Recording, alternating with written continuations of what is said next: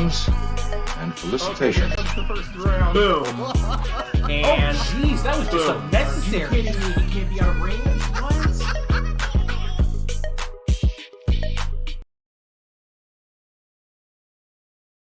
What? Greetings and felicitations, YouTube. It's Jarl the Appian Way. We are live streaming here, and in such crazy times. This is my first stream since they've announced Mythic Mode coming out September 2nd with the Steam launch of the game that we've been anticipating for a whole dang year. And it's been a whole dang year too. And yeah, we're here, and in that time I also happened to pass 1,000 subscribers. This is the first stream since all of that.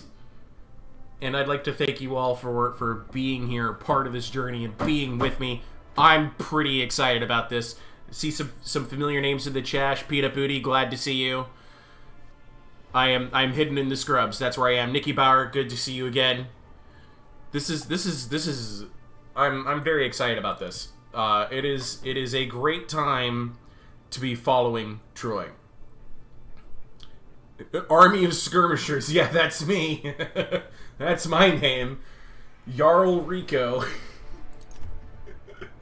Anyway, I've got some stuff to show you guys. And I'm excited about it. We have... This is the third Iliad Games. I've held two previous tournaments, the first Iliad tournament, the second Iliad tournament. This is the first true Iliad Games, and it's kind of funny to me this is actually coinciding with the Olympics. Well, this is the Iliad. General Kenobi, I see you, Air Runner. Hello, Molfar, glad to have you. And what do I mean when I say I've made this into the first true Iliad Games? Well, what I mean is that we, for the first time, have made multiple events, and I have spent all week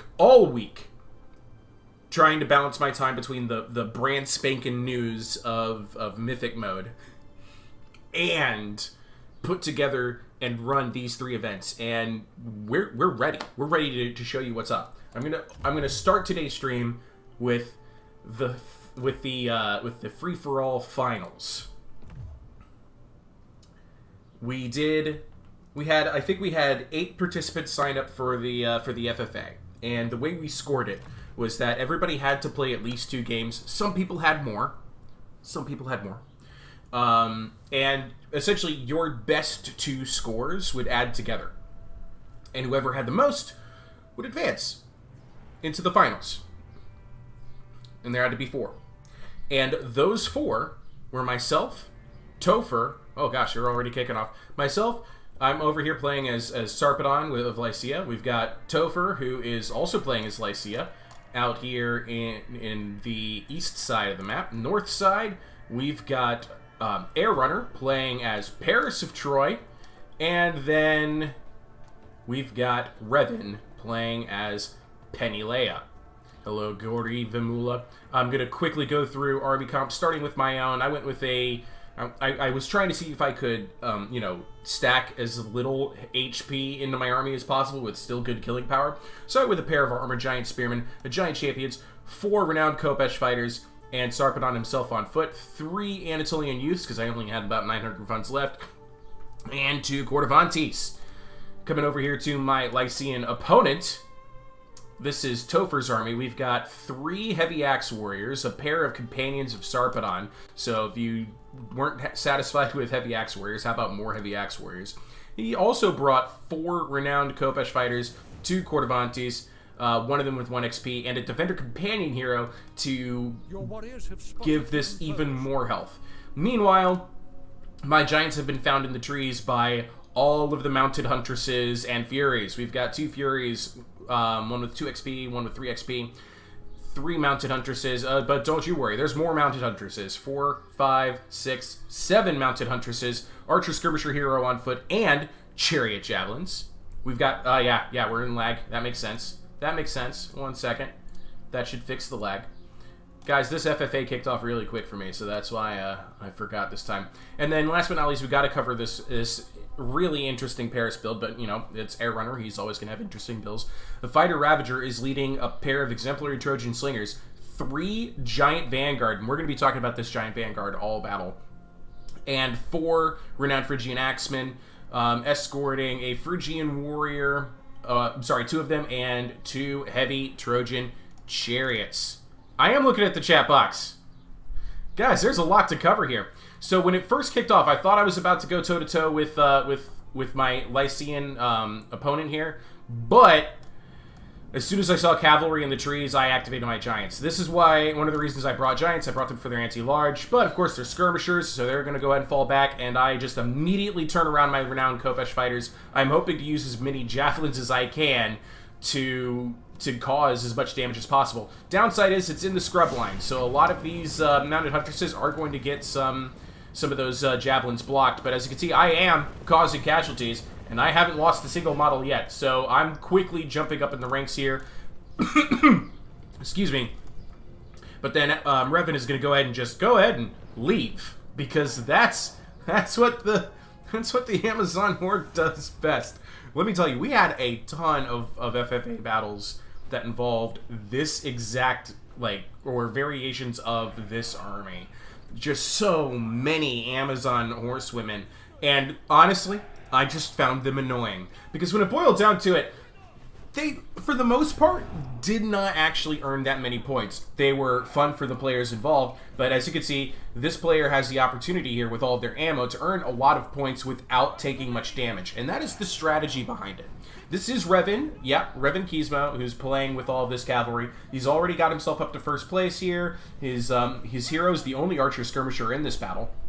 And I'm thinking, okay, I've got a breather, and maybe the 3 of us will ally together to close off this Amazonian horde, because we all know how annoying it can be, especially Topher, who pulled it off a couple of times himself. But even still, even though all of that coordination, that silent message between us all going, hey, we could use our javelins and slings, we could kill this. Even though we had I know I had that psychic connection there, it didn't play out, because guess what? They still have 100 and 110 speed. They can go wherever the heck they want and not get caught. They really can.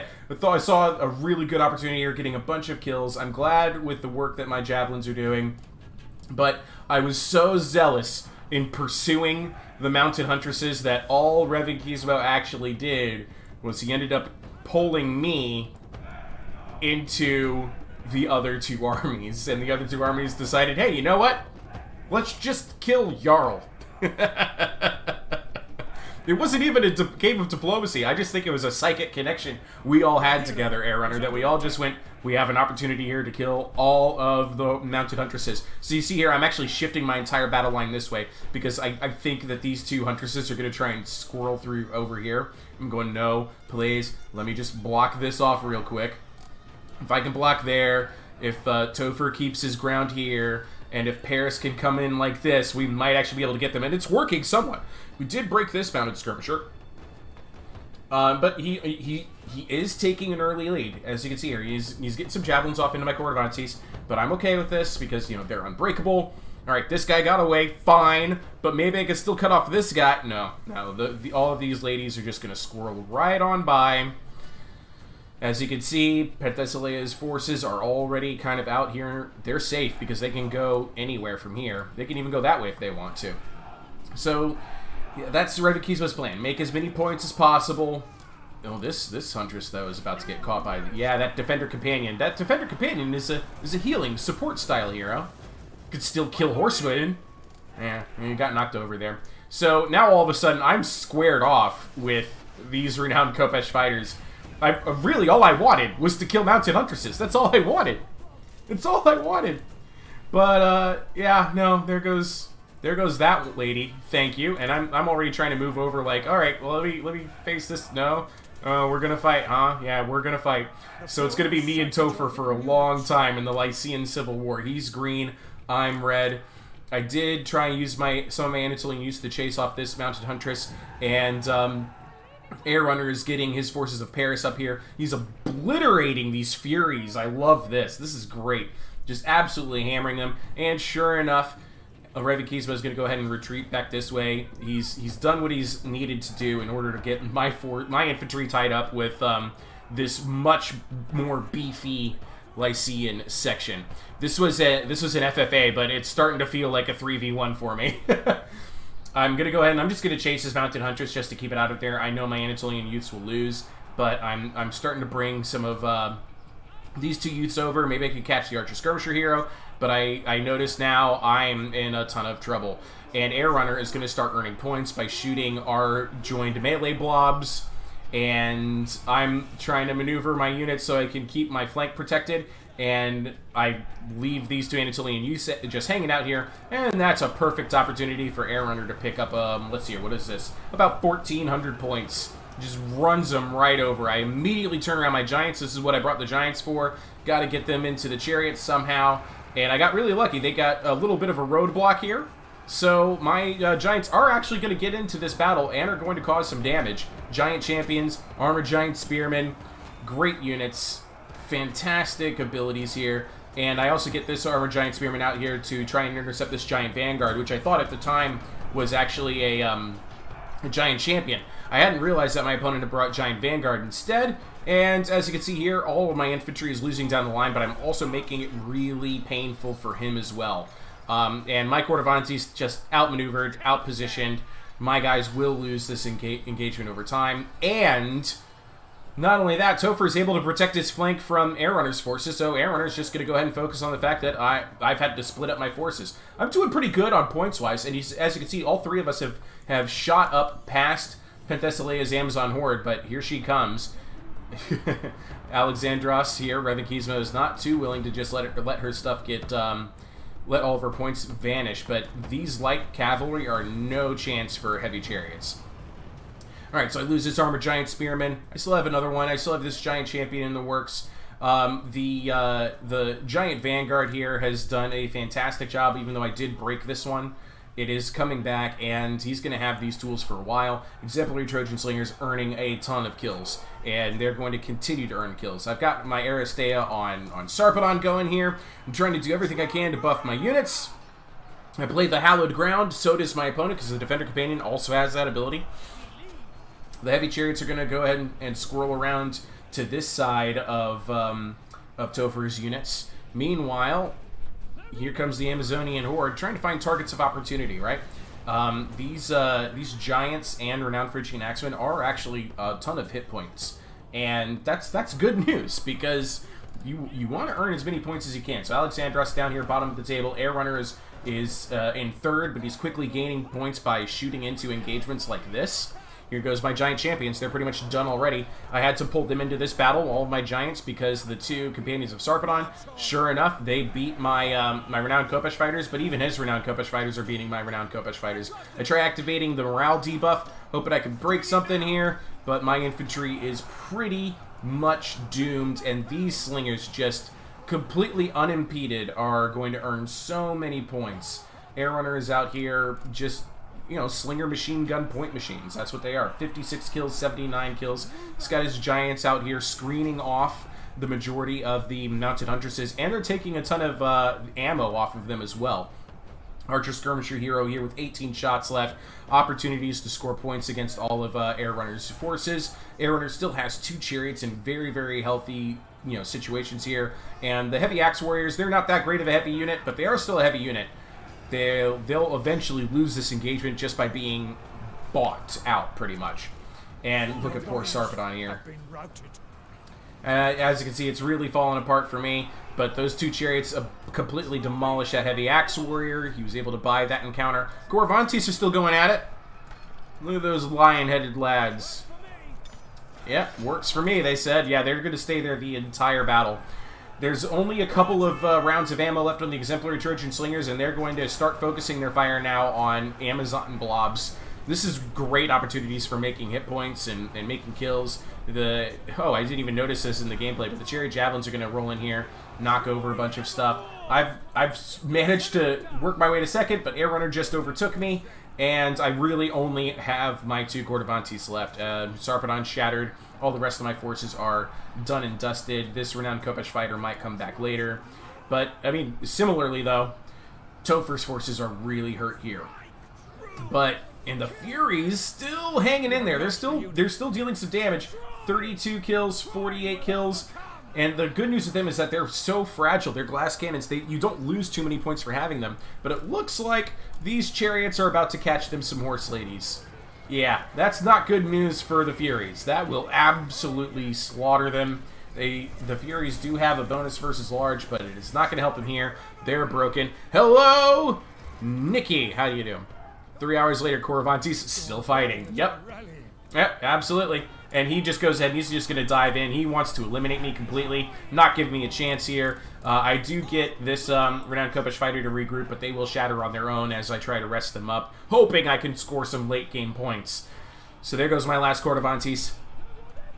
And the giant Vanguard are now pushing in here. We've got Paris really trying to make some headway. Air Runner's going to get close enough to see what the entire roster is and go, you know what? This isn't really all that good for me. I'm going to hang back. Air Runner recognizes he's going to need his chariots to win an engagement against this infantry corps, as beat up as it is from facing off with me. Because Renowned Phrygian Axemen, they're not that great in melee. They really aren't. They'll get the job done, but they can be overwhelmed. And then the Giant Vanguard, they're also going to fall back. There's still plenty of mounted huntresses out here. Air Runner had moved up this Renowned Phrygian Axeman and had it to spend all of its ammo. And is going to go ahead and just chase these huntresses. Chase them, chase them, chase them, chase them, chase them. And look at this. Shatters a mounted skirmisher here. And he's not going to stop. The archer skirmisher hero now with 7 shots left. The Renowned Phrygian Axemen are just going to continue to push this, while Air Runner is going to regroup his forces right here. And Topher is going to regroup his forces right here and try and recover some stamina. As you can see, this is a very exhausted army. And he's got to get all of his fresh legs back. And honestly, Paris can benefit from the same thing, especially on the exemplary Trojan slingers. Look at this, 89 kills and 100 kills for these two. And now they're about to become medium swordsman units. But they really only are useful in that role if they have stamina. So they've got to stand here and rest for a bit. The chariots are going to go ahead and keep screening off the archer skirmisher hero. I think chariots are a great way to try and waste an archer skirmisher's ammo. Only 3 shots left. There's a couple of volleys left on this mounted skirmisher, but as you can see, Air Runner's just going to relentlessly pursue this with the 1 unit because it's keeping Revan Kismo away, and he shatters another mounted skirmisher. It's at this point that I am looking at the scoreboard going, please don't let the super annoying Amazon horde beat me. Please don't let the super annoying Amazon horde beat me. So yeah, Amazon horde turns around. They decide, hey, it's just one Renowned Phrygian Axeman. We're pretty much out of ammo. Let's just go ahead and kill this guy. And that's probably what they should have done from the very get-go. Renowned Phrygian Axeman is a good unit, but not that great. There's a little bit of banter going on in the chat as Air Runner's like, come out of the woods? Come out of the woods, Topher. You just gonna sit there? And he's like, I don't know what you're talking about. I'm resting. We're taking naps. And then Air Runner's like, you know what? Fine. I'm gonna go kill off the Amazons. And I am chewing through my fingernails at this conversation because there's still a chance. There's still an opportunity here for these mounted huntresses and this skirmisher hero with 2 ammo to overcome me in points. So I am a very, very nervous dead guy. And as for me being a dead guy, you know, sometimes in FFAs, sometimes you're the points winner, and sometimes you're the target. Well, it was definitely the target this time. I went into this FFA at the top of the leaderboard in qualifying. I had accrued the most points out of everybody else, and sure enough, I think that made me a target. But I got played. I definitely got played by Revan pulling me into Topher. So now is the opportunity for dead chariot. Very good shot from that last few rounds of javelins. There's still 1 more shot on the archer skirmisher hero. 64-66. He's caught up. He's only 800 points behind me now. And here comes those giant Vanguard I was talking about. The chariots are going to go ahead and push this off. Red Rover. Yeah, come on over. All of the light cavalry is going to go ahead and turn around. They're going to engage the chariots. This is okay for Air Runner. He likes it, but watch the points. 500-point gap now. But then the giant vanguard roll in here, and they do even better than heavy chariots against light horses. Let me tell you, the giant vanguard is somehow a light infantry unit.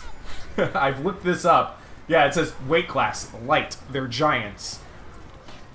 Do you look at this and say light? Is it light because he's not wearing armor? Because I'm offended.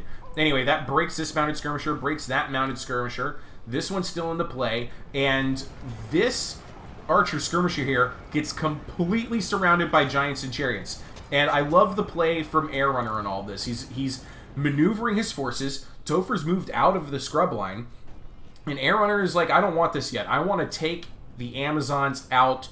And he's also, wisely, what he's doing here is he's screening Topher back so that Air Runner can get all of these points for himself. These mounted skirmishers regroup. This one is still in the area. Watch how he plays this, though. We're talking about a lady on horseback, and he is keeping his giants around her, constantly attacking her, not giving her a chance to escape. She cannot use her mass to just power through the giants. So Revan is trying to find a way to allow the archer skirmisher here to squeeze away.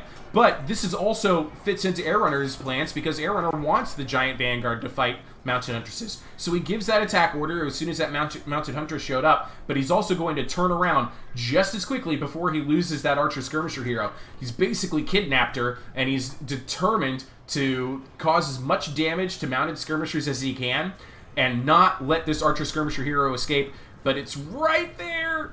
Right there. I think that's going to be the last swing that they're going to get. We'll see if this giant gets one more in. Nope, that stops him.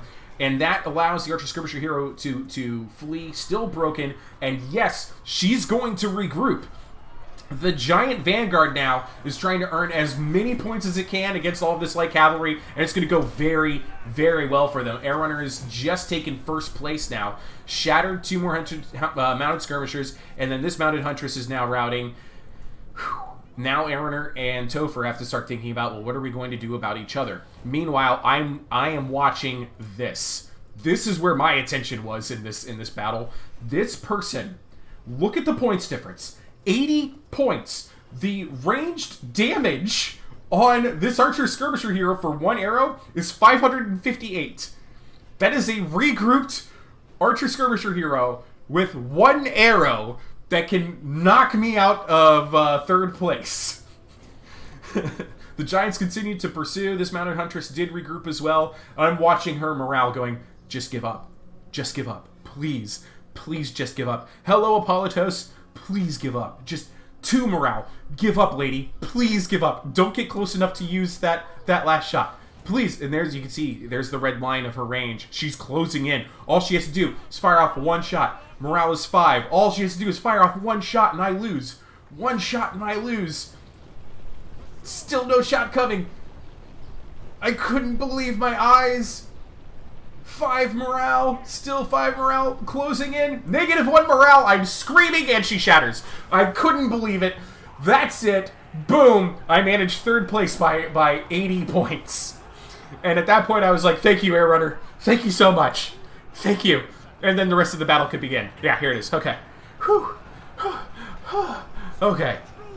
Hello, Monster Girl. Glad you could make it. But yeah, now that everybody's closing in on all of the renowned Kopish fighters, Paris is able to use all of that time to outmaneuver the Lycian forces. Lycian forces, as you see, they did really recover all of that stamina. I'm curious to watch these exemplary Trojan slingers now that they're in here. 104 kills. How many more can they earn? 105, 106, and counting. The chariots are also running roughshod here. 132 kills. This is what I meant by those exemplary Trojan slingers against Cordovantes even, and they're gonna earn some points here as well. And it's very, very close. Whoever wins the battle is going to win the entire FFA because of the 2,500 point boost that you get. But this is not looking good for Lycia. Units are starting to break. Morale is shocked. It's just down to the Cordovantes, really. There's only 3 left here. and Air Runner is earning so many points off the broken units. The Giant Vanguard really impressing me in this battle. They're already chasing off another hero, and they've done their job. All that's left now is the Court of Antis. We'll get you a close-up look of their demise. There's one right there.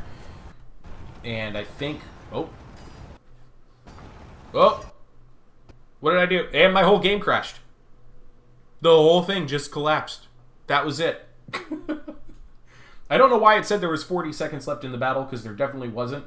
But let me go ahead and pull up... pull my game back up here. The final score... I can't... Oh my gosh. I need to show the statistics. Oh, that's frustrating.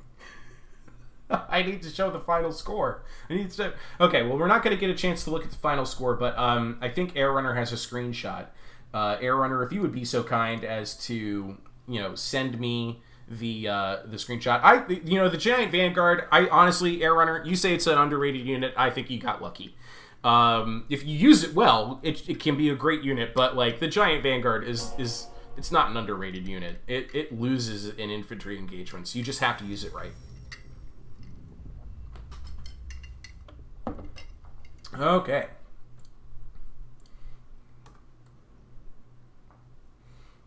Now, if I can just quickly here get a screenshot off of Air Runner. I know he has one.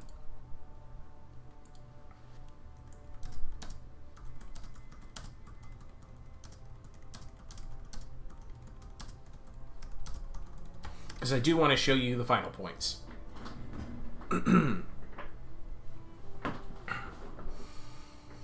I think Topher might have a screenshot too. No, he just sent me the replay.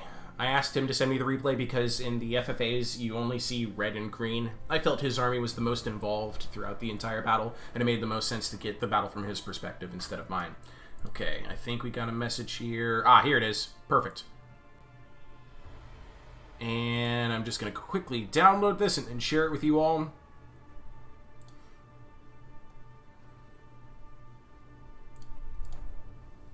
Open original. Save image.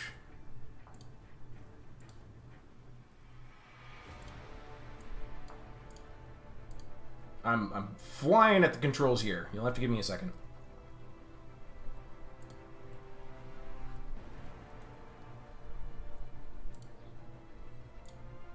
Ah, Troy's in the way. Hold on. Aha! Here's what I can do.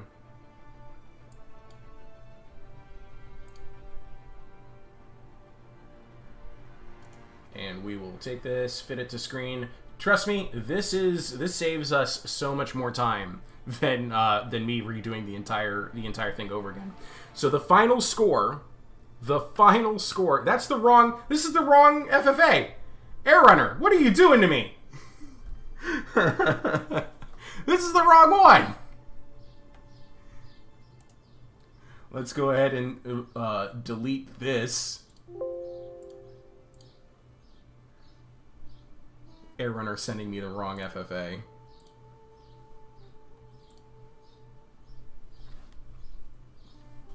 Send me the right one, please.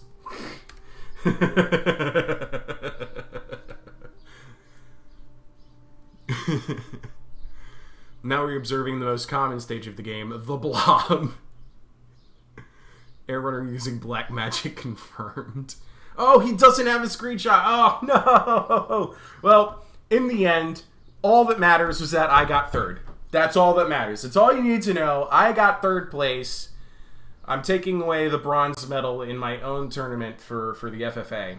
I do want to give you guys a couple of statistics, so I'm going to tell you about the qualifiers, how they went, and we had 1, 2, 3, 4, 5, 6. We had 7 participants, and in those 7, the 4 who qualified was myself at 31,000 points, Topher with 30,000, Air Runner with 27,000, and then Revan. This was good. He qualified yesterday with 26,675 points, putting him just just eked him ahead of Scorpion at 24,570 points. It was right down to the wire. Not as close as my third place in the finals, but hey, we're there. We got there. Air Runner said he's going to watch the replay and send the screenshot in a few minutes.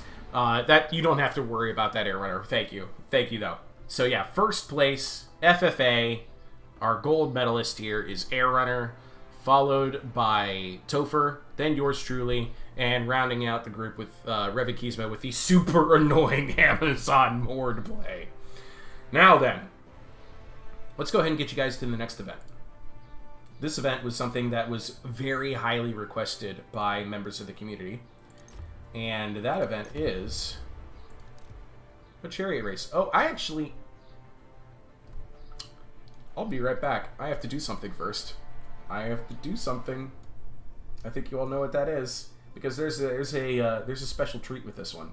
So I'm gonna shift this over to my be right back screen. Thank you, Achilles, and I will return momentarily.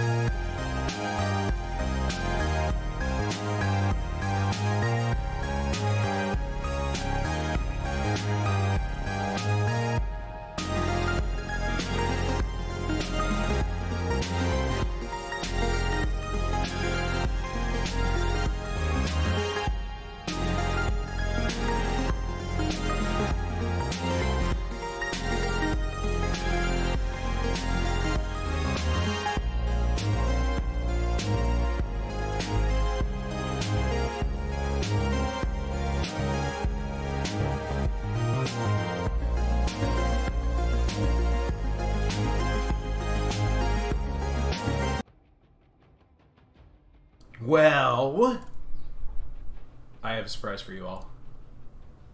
And that surprise is the most requested event in this tournament. The most requested event. And it is a chariot race. And what's this? Have you ever seen this map before? I hope so. I hope you've been paying attention to my channel. And I hope you've been paying attention to the Total War Reddit, because there's a very lovely individual by the name of Rafsui, who's very active with making Troy content in the form other than videos. He takes great screenshots, and he makes maps. Welcome to the Minotaur's Labyrinth. Welcome to the finals of the chariot races. That's right. We're in the chariot races. This is the finals, and our racers are. Hold on, let me take a quick peek at this. Make sure I don't get it wrong. I did not compete in this event. I had to help arrange it. And I'll tell you how we did the qualifiers, too. So, our racers were... Where's that bracket? There it is. We had 10 people participate in this. I'm sorry, 6 people. We had 6 people participate in this event. And they had to go through a siege battle race with me first. Oftentimes with others involved, and they would race around the inside walls of, I think it was well-built Figalia.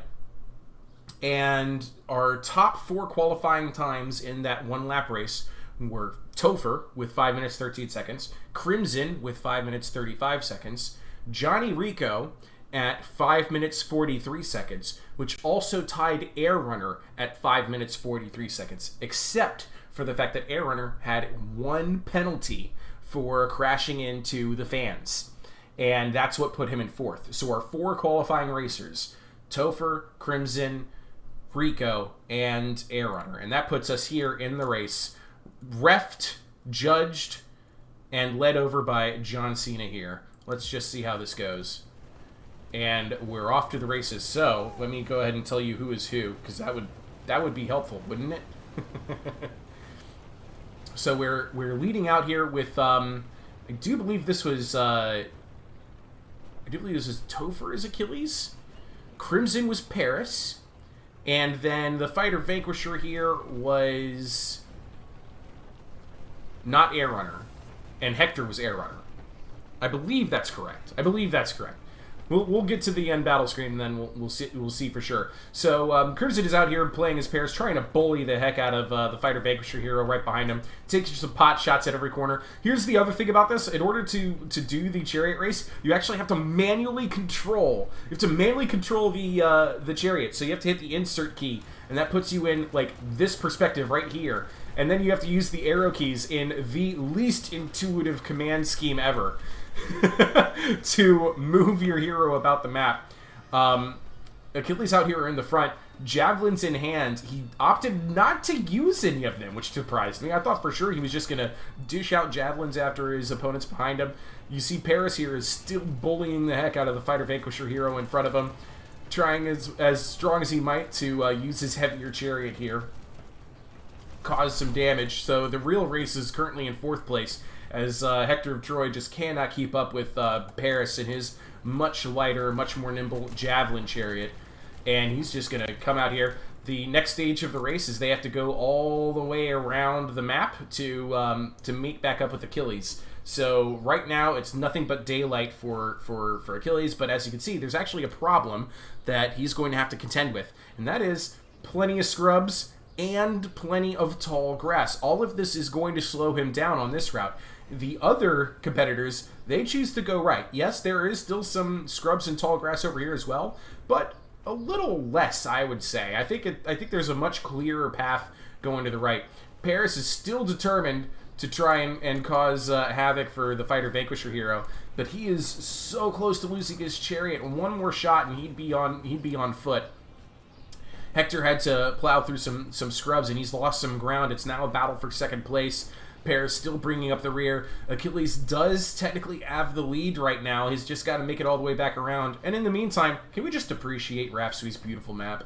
He took our feedback after we played a couple of rounds on this map not long ago, and he's, he helped revamp the map. He added 2 more entrances to it. He widened some of the pathways here. It's a really, really beautiful map, and I'm very happy with the work that he's done on it. So I've moved Aeneas over to the finish line position. He'll be here to help adjudicate and, maybe John Cena interrupt some things if I get the chance. Who knows? We'll see. Look at this battle. It's a really close second. For a second, I was wondering if somebody was just going to try and just squirt through the map and get to the finish line this way, but there was no very clear and obvious path to take. It would have required a lot more turns. Achilles is now in the home stretch here. Only a couple of steps left to do. If he could just round that corner, he'll be made in the rain. We've already got the fighter vanquisher hero here. Aeneas is going to call it. In Apollo's light! In Apollo's light, yes indeed. And that's going to buff Achilles into the rest of the race, and I do believe this was Topher. I can't remember off the top of my head. He started asking me, "It's like, do we do another lap?" I'm like, "No, man, you won. I'm more curious to see what's going to happen back here." So Fighter Vanquisher overcame Hector in the terrain, overcame Paris's arrows, and has made it through. But now Hector is getting the punishment from Paris. Paris is out here being an ankle biter. What a jerk! That's your own brother. You're a loser. Crimson, though, very, very gracious that he stuck with us. He really had to go, and he waited for us for a very long time. I'm pretty sure Rico got second. That was Topher in first place. Third place is Air Runner, grazing past Aeneas there. And then that brings in Paris in fourth place. Thank you so much for that. These are a ton of fun when you just do them with friends and everybody's goofing off in the chat. There's the Fighter Vanquisher's chariot. Yeah, it's now throwdown time. Everybody's got to get beat up somewhere. Homer was trying to call the race after it was ended. You know, things like that. But yeah, there it is. A decisive victory. It was indeed a decisive victory. Not as death race as I thought it was going to be. I thought for sure they were just going to beat each other up through the whole race. But no, Achilles got the daylight and kept it all the way to the end. And sure enough, yep, Topher wins the chariot race after coming in second in the FFA. And after Topher, first place here, it was Johnny Rico in second, Air Runner in third, Crimson in fourth. Too lazy to Google who is John Cena. He's just an American actor / wrestler. That's all. But yeah, if you're watching this and you've not played on any of Raf Sui's maps, I'm going to go ahead and make that plug for him now. Do. His stuff's great. It really is. And he wants feedback as well so that he can continue to grow it. He's a great guy. I love coordinating with him and communicating with him. Definitely been a ton of fun. Well, what's next? Well, all that's next is for me to show you the 1v1 bracket, what everybody is really come here for today. And let me go ahead and pull that up on my stream. Let's see here. Window capture. Properties. Where's properties? Hello, properties. There's properties. Okay.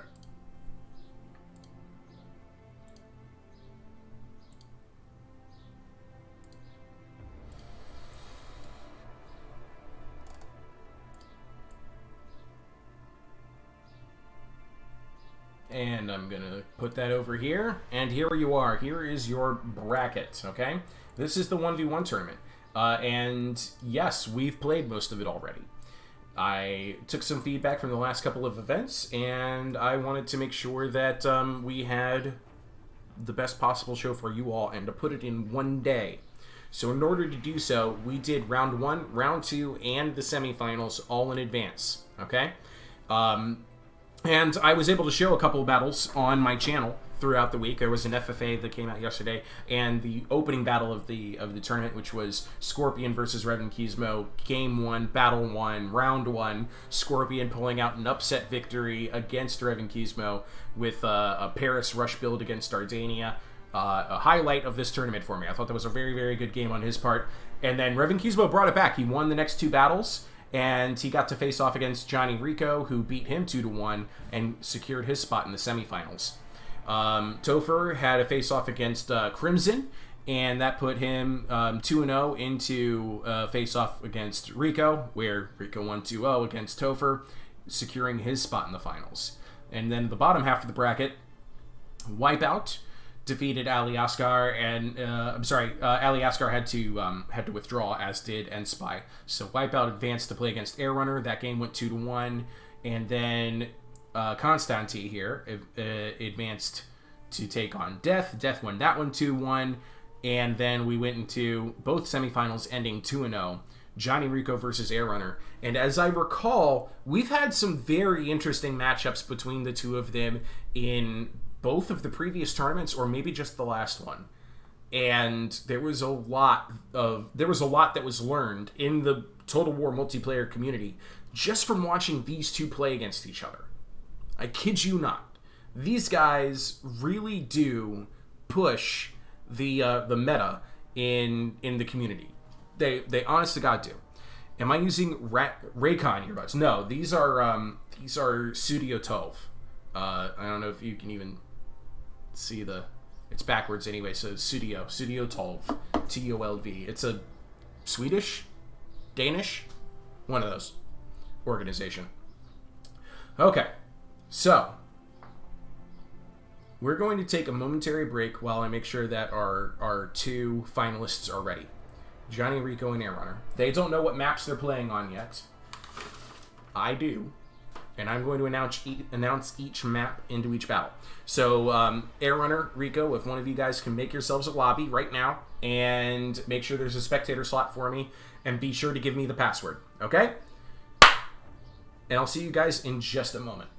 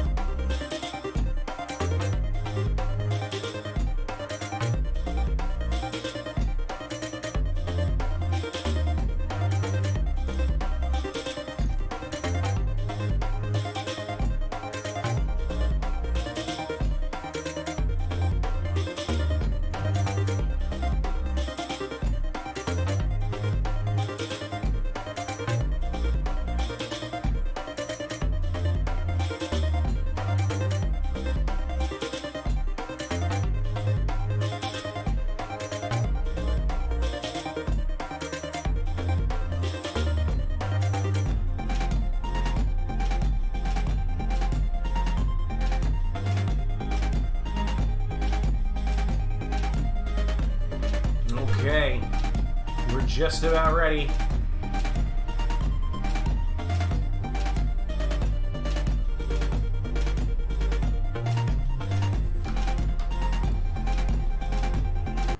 Oh boy. Hi, how's it going? I'm back. Our opening map of this best of 5 in our 1v1 tournament is going to be... Are you ready for this? It's going to be Chrysaor's Veil. Chrysaor's Veil.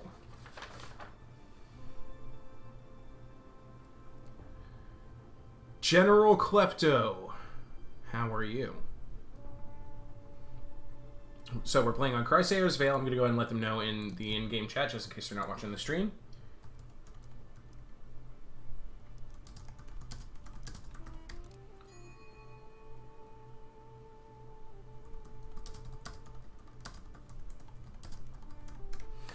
And they're going to go ahead and send me their faction picks.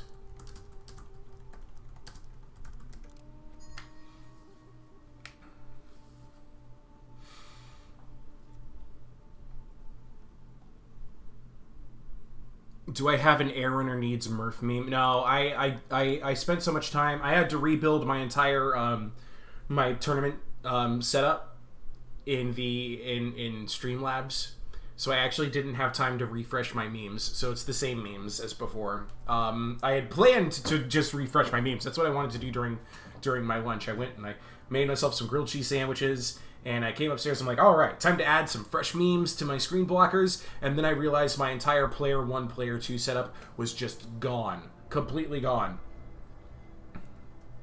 Let's see here. All right, I have Air Runner's pick, and I have Rico's pick. Very good. Okay. So, this opening stage is going to be Air Runner playing as Dardania against Rico as Penthesilea. Air Runner, Dardania, Rico, Penthesilea. 1 second while I get this set up.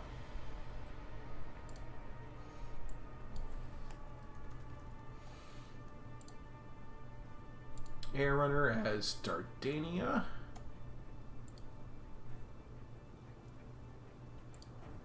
And then player 2 slot.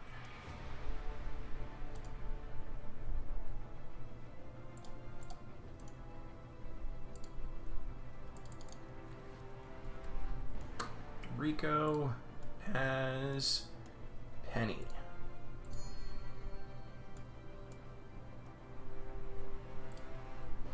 Let me just move things so they actually look good.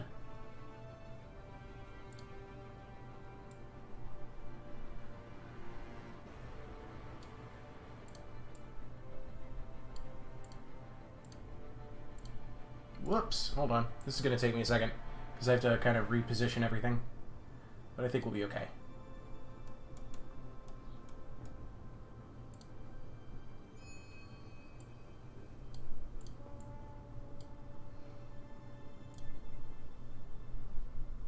Okay, you won't be able to see the names until the screen in the background goes darker color, but there it is. There you go.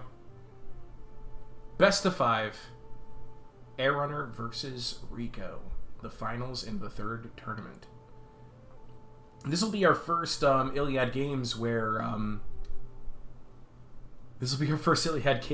we don't have Hazard playing. He was not able to participate. He had a conflict today, so we're definitely going to see a new champion this time.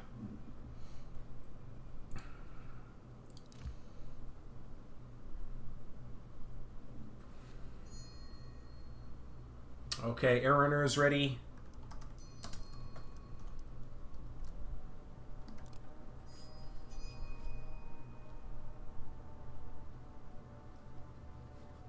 Air Runner says no pull through. Okay, all right. That's my call to make, Air Runner. I'm the rules jerk here. Okay, God. All right. Looks like we're ready to go. We're loading in now. Chrysaor's Veil. Guys, I'm so excited about this month. I really am. This is a great way to kick off August. August is going to be a great time for Troy. And so September. September 2nd is right when it's really going to hit home. But this month of build-up is going to be just fantastic. So Chrysaor's Veil, here we are. Let me go ahead and set this into performance mode. Oh, and let me go ahead and get Diomedes out of here. Hey, you. Get out of here. Get out of town. Boom, boom, boom, performance mode. So yeah, I gotta quickly confirm this army. I think we're gonna be good. Yep, 3 fear those. The rabble's good. Yep. Ooh, yeah. Air Runner is bringing a favorite of his. This army is very much in his wheelhouse. And here we are, Chrysaor's Veil. I like using this map for 2v2s. It has formations that kind of divide the battle and makes it good in the east-west play that it's currently set up in. But it also provides a very protected position for the west side. All of the trees, this nice steep hill, some rock faces in the way. But you can also play in a protective manner on the other side, you also have a hill out this way. The rules for the for competitive play, though, require that at least one unit other than your hero or Cyclops Minotaur must be advancing, actively spending its ammo, or attacking. So they cannot just hold their positions. They do need to advance on each other. So we're going to have, ideally, we're going to have a Valley of Death. Or we're going to see which player is able to maneuver the other player into their sights. Armies are good. That was, Rico was behaving and making sure that everything was confirmed, and I can confirm it. Right now, at this stage, the players know that they're dealing with a pair of fighters on each side, and it's 1,001 Amazonians versus 1,605 Dardanians. Airrunner says he's ready.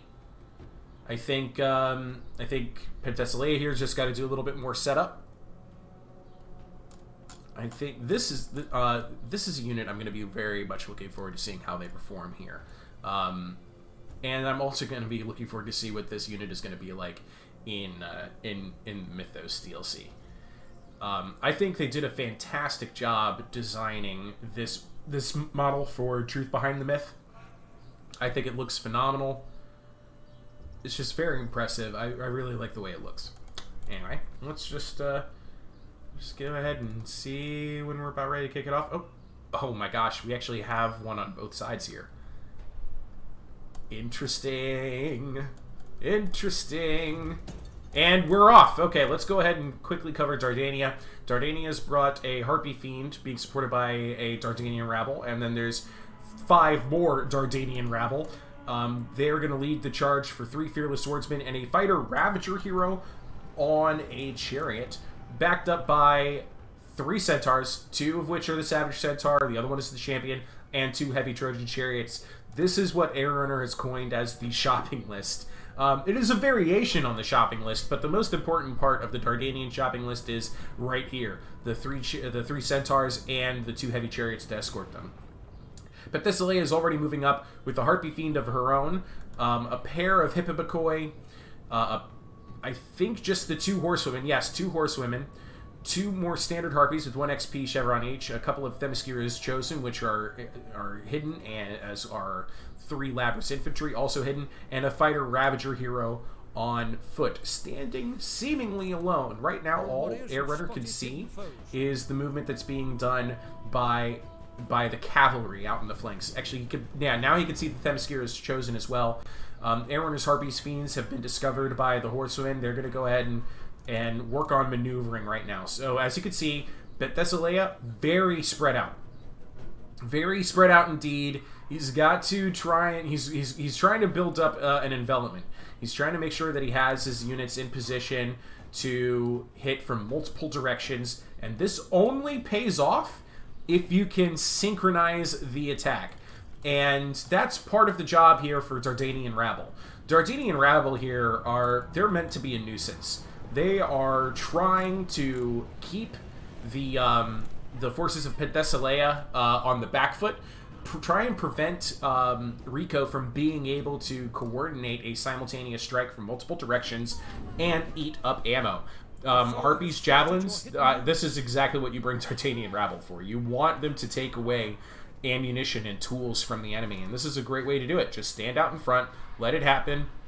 Airrunner, in the meantime, is moving up his cavalry and chariots. Might have an opportunity to strike out against some harpies, but he sees that there's a Hippobakoi off over here that is definitely still threatening his right flank, so he's going to be careful before he engages with that. Meanwhile, we do have a horsewoman that's gotten around behind, but Rico's really got to start thinking about when is he going to activate other tools that he has. When is he going to get them into position?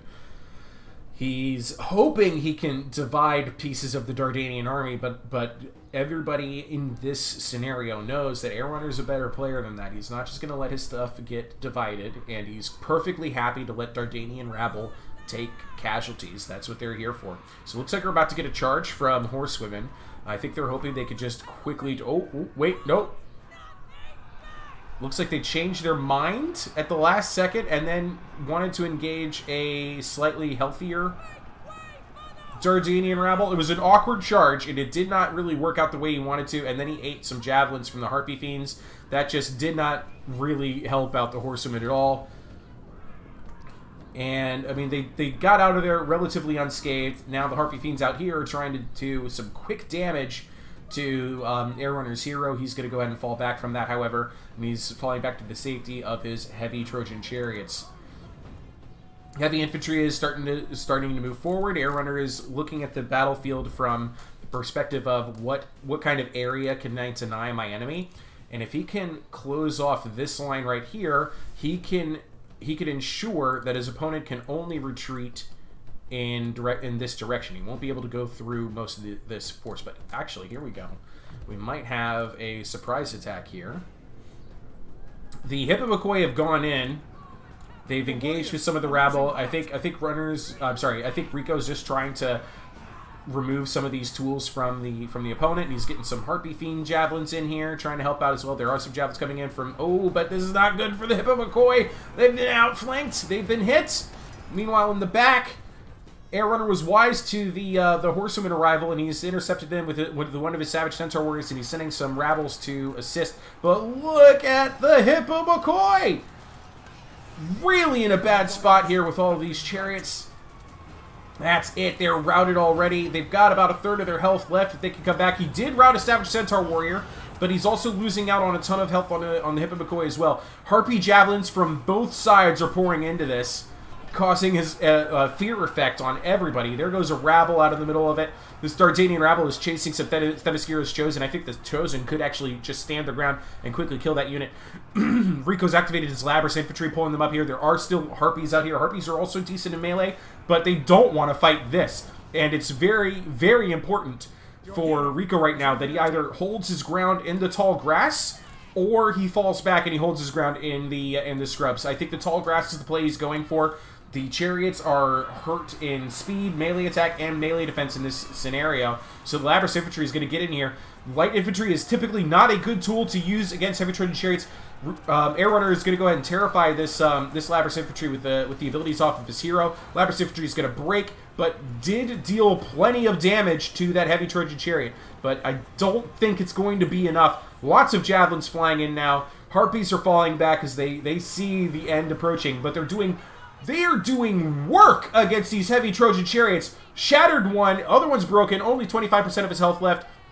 Savage Centaur Warrior is still chasing Horsemen. Rico's trying to regroup them, maybe bring them back into the fight, bring them out this way. Labrys infantry is engaged over here with Dardanian rabble. Sure, that might work out for you, but now this Fearless Swordsman is kind of trying to round the corner, and the Labrys infantry that's stuck in melee against the superior Dardanian heavy infantry is just evaporating. Absolutely working against them. Fighter Ravager hero out here is engaged with Fearless Swordsman. Fearless Swordsman will win this over time, but Air Runner is not feeling the pressure to stay engaged. He's instead going to go after the Themysciro's Chosen and the Harpies. Really, it's all about the javelins. It's the only real tool. Only real tool that Rico has left. Both heroes have earned their Aristea. They have not used them yet.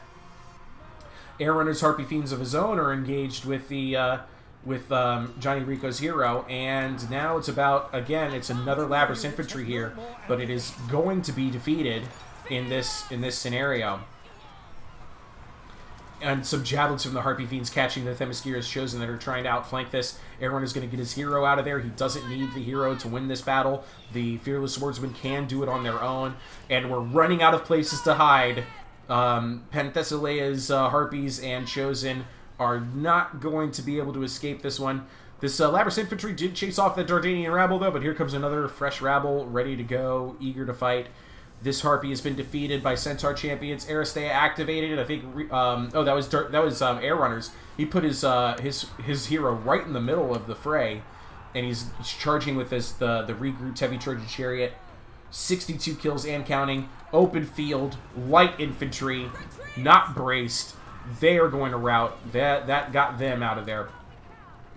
Themysciro's Chosen falling back into the scrub line. This hero is valiantly holding its ground, but now also having to fight some Harpy Fiends in close combat. The hero activating the Terrify, hoping to chase out the Fearless Swordsman. Themyscira's Chosen Javelins just had a huge impact on the health of the Fearless Swordsman, and I might have been rash when I said that that Fearless Swordsman was going to beat that hero, because there was just enough support there to bail out the hero, but when it boils down to it, you see the balance of power, there's just too much of Dardania left for the Themyscira's Chosen to handle. They will run out of ammo eventually. The chariots are coming. There's Fearless Swordsman coming. We do have a regrouped unit. Harpy Fiend is regrouped. That's good news for Rico. And here comes the Dardanian rabble. Late stage rabble charge, but it's a coming nonetheless. Probably still chasing around this Labrys infantry. I'm surprised this Labrys infantry is still in the fight. There is... Oh, the heavy Trojan chariots are ignoring the Labrys infantry. Much more interested in trying to kill the Themyscira's Chosen. And that's a big hit. There goes Rico's Aristea, hoping to use some well-timed Terrify, maybe on the heavy Trojan chariots, or on Fearless Swordsman. They could help him turn the tide here if he targets the right unit with it. We'll see what he's going for. It looks like right now it's just about recovering health and getting his hero out of there alive. This poor Themyscira's Chosen trying to hold its ground in the tall grass. That does impact the performance of heavy Trojan chariots, and Themyscira's Chosen isn't that bad. Yeah, so the Terrify was used on the heavy Trojan chariots, and their morale is holding steady at about 21. They're not losing enough to actually get routed. Oh my goodness. I think that was GG. They both called it at about the same time. What a fight that was. That was good. That was good. That was very good. Did the chat really say nothing all that time? Am I looking at this right? I hope I'm still streaming. let me take a look at this. Yeah, we're still here. Okay. I remember the last message I saw was Death saying, "Yes, my boy Rabbles are here." Yeah, that's what the chat says. Okay. Welcome everybody. Man, this is a bunch of you. We've got about 18 people right now. Don't often have that many people hanging out with me, so thank you for coming. I salute you all. GG, thank you, Scorpion. Did you all enjoy that battle? I thought that was a good one. I thought that was a very good one. You might have noticed some new features on my channel. That's because I just recently passed 1,000 subscribers. If you'd like to find ways to support us, you can always subscribe. There's also opportunities now for you to donate, to super chat, all of that stuff. Everything you see all the other YouTubers do, I am now capable of doing. So, yay! Because YouTube is not a moneymaker. Let me tell you all that right now. It's not a moneymaker. Okay, let me go ahead and cover some of these statistics for you. Whew, alright. Man, oh man, 321 kills for that Labrys infantry. Went to town on some rabbles, did you, ladies? Good lord. 129 for this Hippobakoi, very good performance. 106 from the Harpy Fiends. Still caused more casualties than Rico had troops. So that's how Dardania wins when it boils down to it. Dardania's strongest performer here was the Centaur Champions, not the Chariots. 147 kills. Good performance from the Fighter Ravager, 33 kills, and just the showing that he needed from the heavy infantry. I'm impressed by 42 kills on this Dardanian rabble. Very impressed by that number. And the Harpy Fiends, Rico brought the better heartbeat showing this time against Air Runners. But yes, very well done, all said and told. Let me go ahead and get my next screen blocker up. Boom. I'm also going to update the score, make sure it's indicated that Air Runner has won the first battle.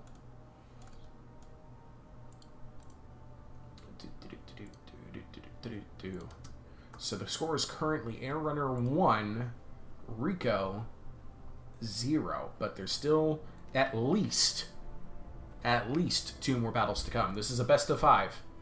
So let's just update that with Air Runner score. Air Runner 1, Rico 0. I'm going to go ahead and check my messages and see if they have a... Oh, I should tell them their map. They're probably waiting for their map. So the next map is going to be my brand new favorite. I really do like this map a lot. The next map is the Sacred Creek.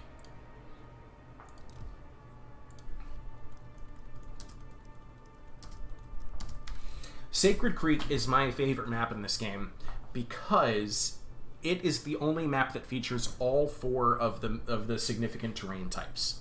It has shallow water, it has mud, it has... Thank you very much, AC5025! He says, appreciate the content and the enthusiasm. Keep it up, brother. Thank you very much. You're my first super chat. That's officially you. You did that for me. Thank you very much. But yeah, Sacred Creek. Shallow water, mud, scrubs and forests, as well as tall grass. Black Death says the Council of the Silent will continue for the upcoming battle. Sort of like that, yeah. It's sort of like that. That's a reference to our Total War Troy Discord. When we were doing the semifinals in particular, everybody wanted to watch them, but I wasn't streaming. So what did they do? They opened up a chat room on the Discord server, and then everybody just sat there muted and watched. It's like we all wanted to participate in our own little way. We all just wanted to listen to the same audio waves together, even though nobody was saying anything. It was really adorable. Okay, so I've told them the map. They've selected it. I have Rico's pick, and I have Air Runner's pick. And for this matchup, Air Runner will be playing as the Lycia against Rico as Mycenae. I have the picks. Okay. So, Lycia versus Mycenae. Let me go ahead and indicate that. Lycia. And player 2, Mycenae. Transition that. There it is. Boom, boom, boom. It's not as clean as it used to be, but I had to hobble this together. I'm gonna give a tip to. Rico. You can. Oh, I got another. What was this? What was this one? What was this one? Got another message. Oh, Alejandra, thank you for subscribing. Wow, that was nice. Thank you. How you doing? That makes me happy. The tip I was going to give to Rico is what Air Runner's doing. Air Runner is sending me not only just his faction pick, but he's also sending me the hero that he plans to take. So you can send me your hero if you like, to make sure you don't accidentally play one twice. I don't think that actually matters for the finals, though. Scorpion, can you check the rules that I wrote? Did I make it so that you have to play a different hero for the finals? Yes, Death, this is best 3 out of 5. Best 3 out of 5.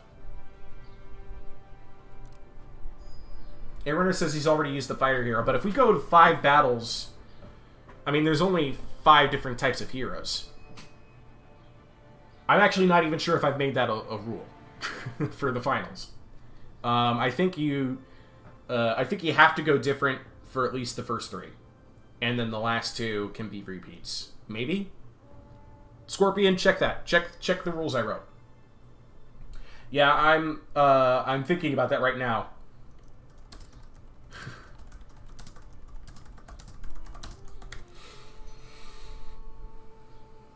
So there's only 5 different hero types, and if we go all the way to Battle 5, we'd go through all 5. So theoretically, it could work. Scorpion says for the finals, we ditched them last time. Okay, so I'm gonna say after Battle 3, you can play whatever you want. Well, Airrunner says there's 4 different kinds of heroes, but I'm also counting epic heroes as their own category. I'm gonna say after 3rd battle, you can repeat. I think that's fair. Because nobody wants to get shoehorned into playing a really bad warlord, or for the lack of a faction having a hero to prevent you from playing that faction. Because that can happen. So the official ruling, after 3rd battle, you may repeat a hero. Okay, they're both saying they're ready. I'm quickly looking at the heavies here. That's... Okay, good. Yeah, Mycenae's army is legal. I got a peek at it. I just got to peek at air runners, and then I can let them deploy.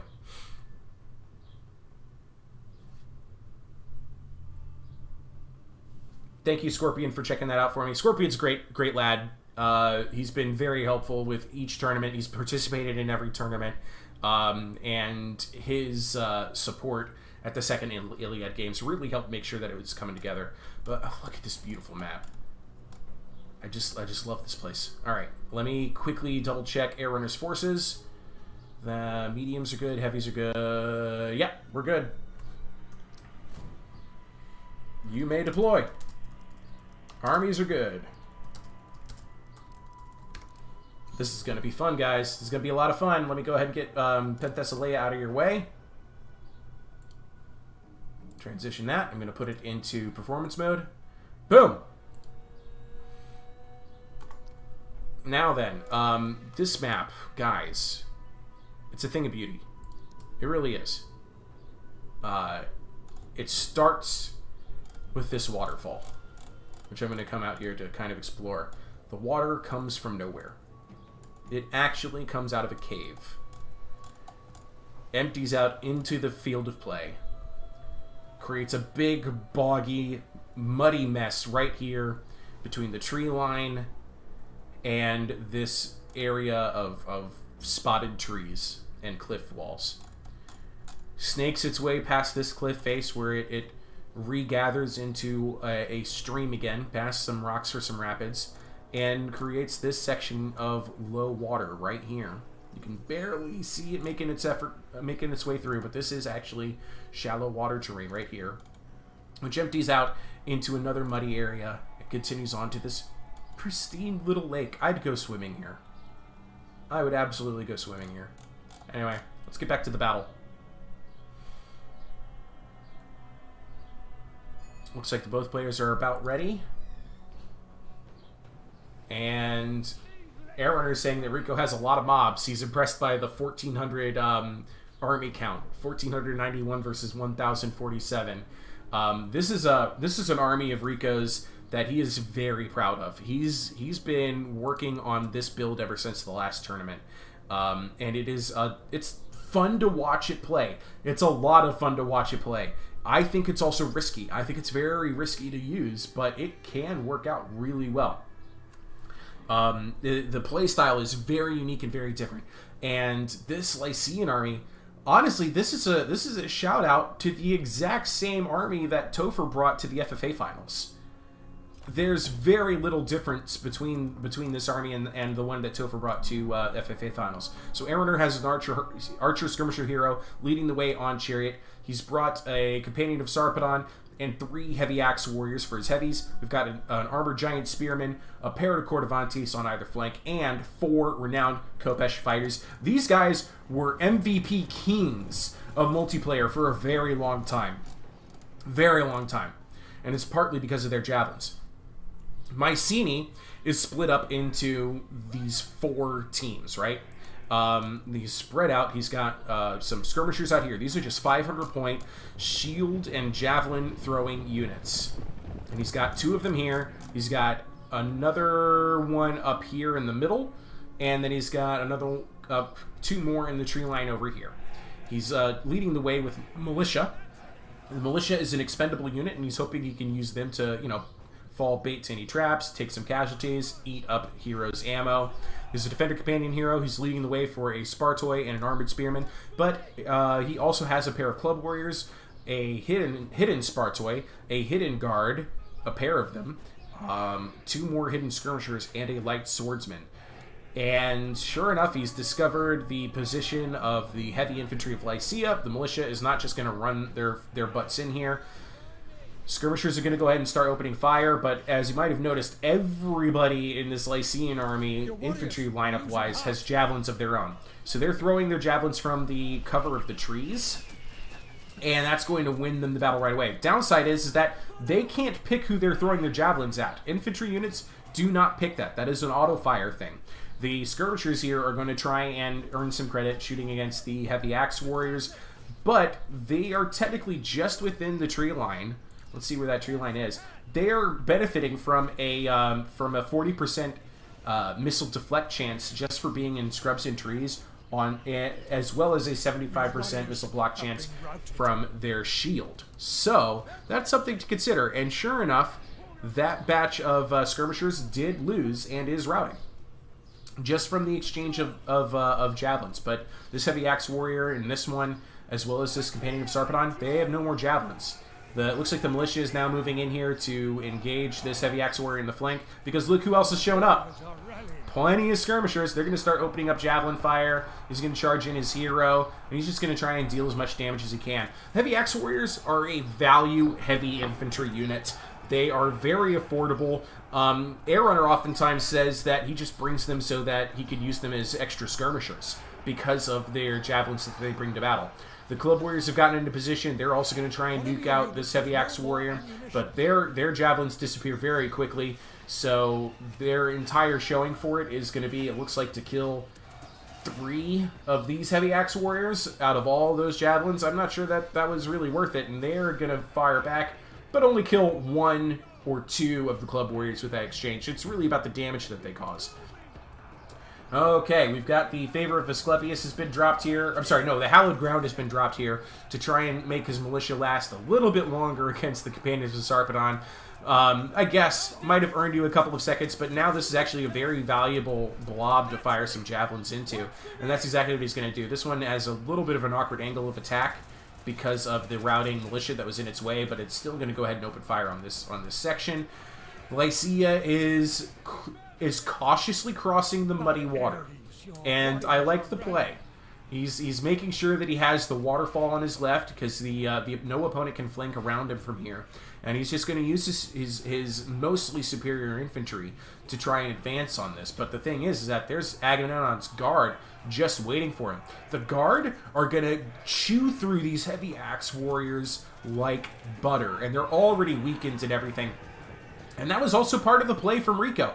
Get the opponent to waste all of their javelins, because these Agamemnon's guards, they don't have shields, but now they're eating javelins from the renowned Kopesh fighters. They've been activated. They're now charging up here. Everyone is going to fall back with the heavy axe warriors and try and get some renowned Kopesh fighters in here to face the Agamemnon's guards, and that's going to work out well for Air Runner. But actually, the heavy axe warriors got caught anyway, so this is a little bit of a blob, but it is a very outnumbered Agamemnon guard. This militia, this light swordsman, is going to get in here. Will be intercepted by the renowned Kopesh fighter. The javelins have a lot of work to do. Light swordsmen are going to ignore that renowned Kopesh fighter and just try and get a rear attack on this heavy axe warrior. Maybe get them to break, cause some extra damage to the Cordovantes. Javelins are almost spent over here. And what do we have to show for it? About half the health, and then some, especially on this Companion of Sarpedon, is already gone. I think he's focusing now on the Giants. That's a good target. Companions of Sarpedon, also a very valuable target. Air Runner's hero with 77 kills this battle, but there's so many... Ooh, big arrow hit. It just speared 4 of these skirmishers. This is the epic display that you get from the heroes in Troy. Their arrows are just horrifically powerful. But look at this Agamemnon guard, almost eliminated here. Their blood filling the Sacred Creek, and they're gonna break. That's gonna free up this left flank for the renowned Kopesh fighters. Still plenty of javelins to spare, and they're gonna target down the skirmishers, try and break through here. Meanwhile, the rest of the battle, the Companions of Sarpedon are shattered. We do have regrouped heavy axe warriors coming in here. The skirmishers tried for a quick hit and run, but now they're gonna go ahead and fall back. They don't have the hitting power they need to break through all of this, but he's doing just fine with his armored spearmen and Spartoi.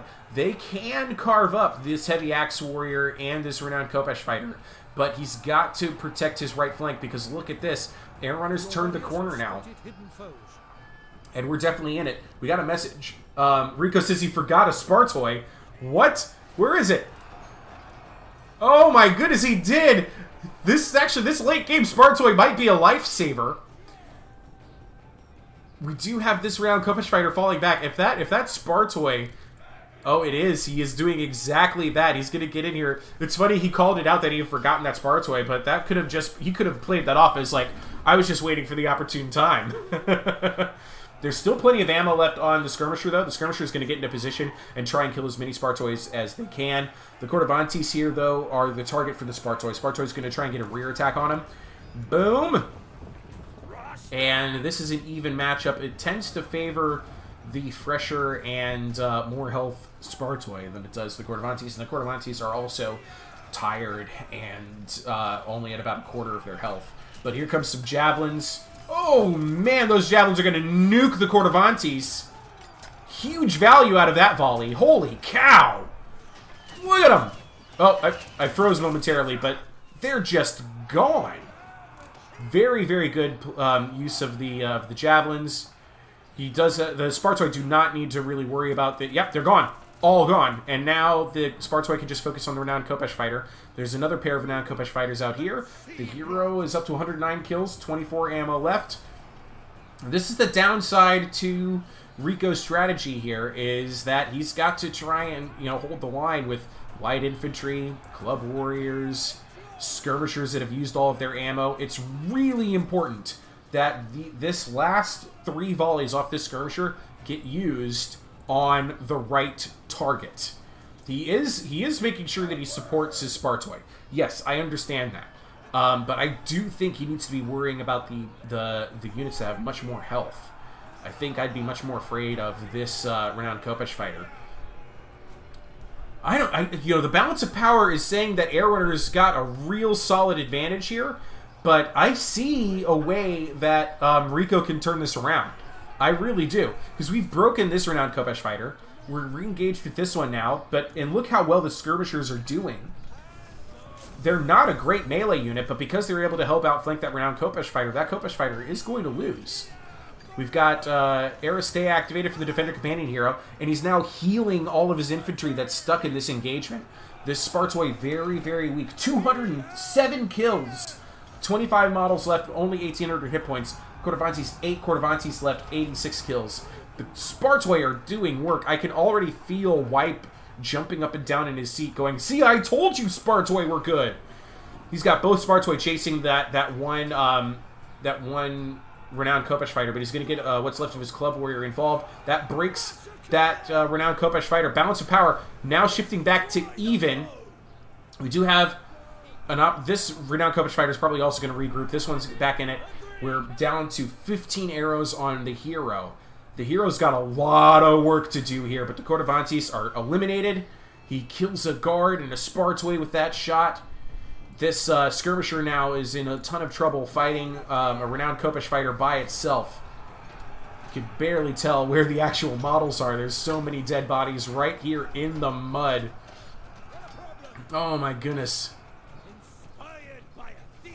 What a play this has been. Both players deserve to win this battle. This is going to be tough. Look who's coming out of the tree line! White Swordsman!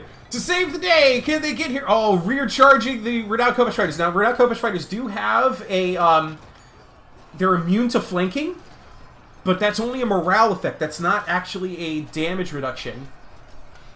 Oh, man. The Club Warriors, Spartoi, Guards, the Defender, and the Light Swordsman with that quick charge. And oh my goodness, this renowned Khopesh fighter could get beat by this skirmisher. It's possible. They've got the bodies and the health. They can turn that around. I did mention that this renowned Khopesh fighter might regroup, and it sure did. They can still come into play here. All of these units can still regroup. They're not shattered. You should close the info panel on the left. All right, there it is. It's gone. It's gone. If you don't want it, it's gone. It was useful information for me too, though. Here we go. Oh my goodness. This whole fight is it's really, really close. We've got regrouped renowned Khopesh fighters hiding in the trees. This one's being chased off here. That Defender Companion is in great condition. I don't know how much ammo is left on Air Runner's hero. Air Runner says GG. Rico says GG. Holy cow. It's really coming down to it. Look at these skirmishers trying to pull out a victory against Khopesh fighters. Khopesh fighters winning this fight, though. But their morale is probably going to break first. It did. They did shatter the Khopesh fighters. The hero was too late to get arrows involved, but look at these guys. Now they break. Holy cow. What's left? What's left for Lycia? I think all that's left for Lycia is the ammo. And this one Kopesh fighter trying to get away from it all. I think that's it. That's game, set, and match. That shatters. All that's left now is the hero. GG. Johnny Rico. With that power bar swing. He's going to bring this one back. Just the archer. Yep, that's all that's left. What a game. What a match. I'm bringing back the info panel. Oh my goodness. Oh, it sounds like we've had some interesting things happen in the chat too. Ooh, -16 morale, still in it. But yeah, these guys are gonna break any second here, or they should. We're down to the last 3 arrows. He's gonna try and use them against heavy infantry. But this is done. Rico said he forgot a spar toy. I think he just should have played it off as like, I meant to do that. GG Rico. That was a very good game. That was a very good game. Holy cow, guys. I'm very impressed. Very impressed. What a play that's been. Man, oh man. It looked like it was air runners at first, and then he definitely turned it around. Very good play. Very good play. Let me go ahead and update the score here. I know the battle isn't technically over yet, but it might as well be. They're just taking their time with it. So that means that we're now going into Battle 3. And that Rico is now at 1 win. And Air Runner is at 1 win. Let me swipe that on in there. Whoop, there it is. And let me see what we're still waiting on. Let me see what's going on here. Oh, wrong button. Tab. Oh, Air Runner wants a 1v1. He's asking for a... and Rico accepts the challenge. Here we go, guys. Here we go. It's a hero duel to finish out the round. They're honoring each other with a hero face-off. Is he going to do it in his chariot, or is he gonna step down? We shall see. We shall see. No, Council of the Silent. Perhaps those forgotten Spartoi were not that bad idea. We're not a bad idea after all. That's what I was saying. Yes, he is going to step off the chariot. Yes, Air Runner doing the honorable thing. I don't know how long his hero is going to last. He still has an Aristea, I think. He might pop his Aristea just to make sure he stays in here. Oh, opening with a kick. Are you not entertained? Guys, Troy's great. It really is. This is a very fun multiplayer game. Okay, so we had to get rid of somebody from the chat who had a bad name in a different language. Thank you for catching that, my Bahrainian friend. Oh, kick in the face. So yeah, we do have the Aristea from the Archer hero. That's gonna keep a minute before he shatters. That's good news. Get some slick maneuvers here. Nobody really winning right away. Ooh. Shield bash. This is all going down right here. This is a good fight. Nobody's making any cuts. Everybody's dodging. Dodge, slash parry. Can we just appreciate how freaking beautiful this is? It's so good, and I'm looking forward for Mythos mode because I think we're gonna be seeing some map updates. We're gonna be seeing all sorts of cool things, and visually this game is I think this is the best looking Total War game yet. I really do, and Mythos mode is gonna make it even better. It really is. Wolfer says, I thought he will lure the Air Runner hero and then swarm him. Oh, that would have been lame. And, wait, what happened? What happened? Hold on. Air Runner won the hero duel! The Defender Companion is running away! The Archer hero Aristea won it, but here comes a bunch of angry Mycenaeans. I heard them yelling in the distance. Oh, man! He's broken. He might come back. He could come back. I am shocked. Shocked at the Archer Skirmisher winning that duel by virtue of the Aristea. Defender companions, they're healers, they're support heroes, but look at the angry Spartoi. There's no way this hero can stop 35 angry Spartoi. Look, even the hero's like, I'm tired. I'm just gonna walk. If I have to die, I'm gonna power walk it. Heel to toe, heel to toe, heel to toe. Okay, he's running again. Yes, I can. Air says, let me finish him. Rico didn't see the Aristea coming. He had no idea you had Aristea. How? Oh my goodness. He's desperate to kill him. He got him! He got him! He took off an arm! Has fallen. And now Air Runner's gonna die. At least he turned him back in. He's gonna go for it. He's going for glory.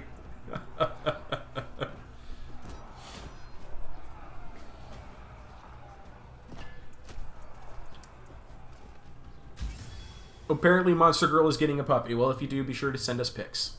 We want to see dog. We love dog.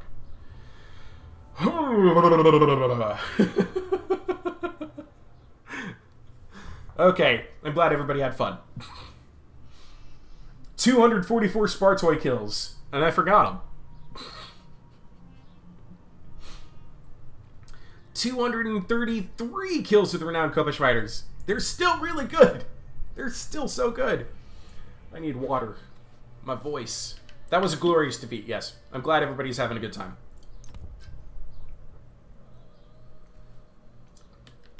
Woo. Okay. Map time.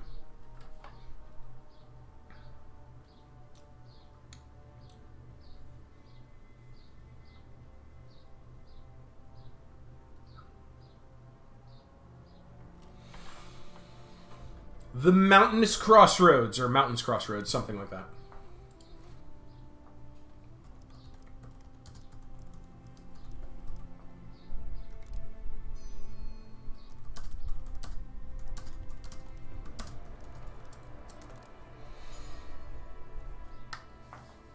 Oh, you meant Cerberus? Well, Cerberus is coming to the game. Monster Girl, we're very excited about it. The Cerberus is coming. I guess you're allied with the puppy. Okay, that's fine. I'm definitely excited about the Griffin. As soon as I can play them... Oh, Air Runner's back. Okay. Perfect. Perfect, perfect. I'm going to go ahead and get the screen blocker up. And I just want to remind everybody, there is no peeking. There's no peeking. Mountain Crossroads, here we are. Perfect. Perfect. And I'm waiting for faction picks at this time.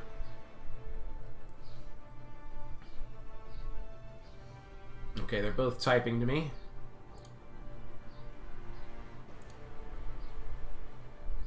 I like it.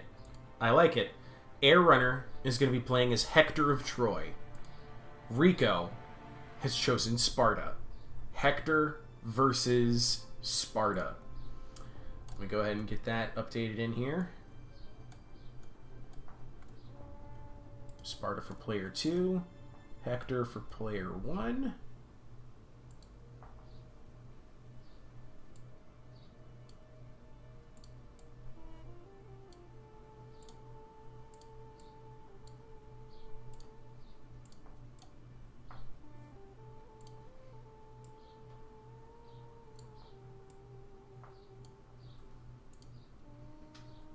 Oh, I should probably get my screen blocker back, right? Yeah, that'd be smart. That was a mistake. Dude, there you go. Okay.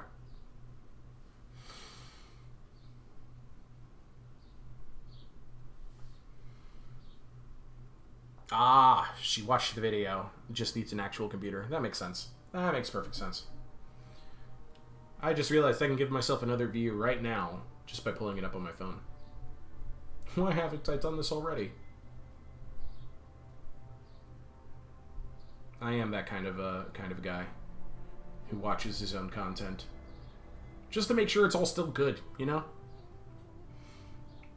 No undeleted death's message, according to Mulvar. Okay, good. Wow, I've got 21 likes right now. Thank you so much, guys. 1 dislike. That's fair. It happens. I'm going to share this link, see if I can't find one more person that would like to see what I'm up to.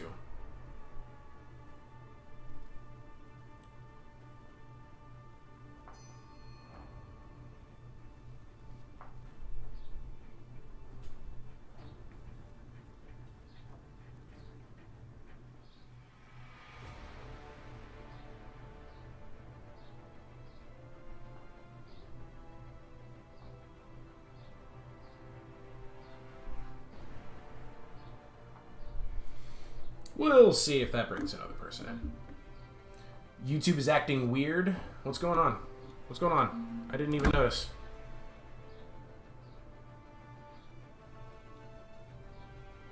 Looks good to me. I mean, it's just menus right now anyway.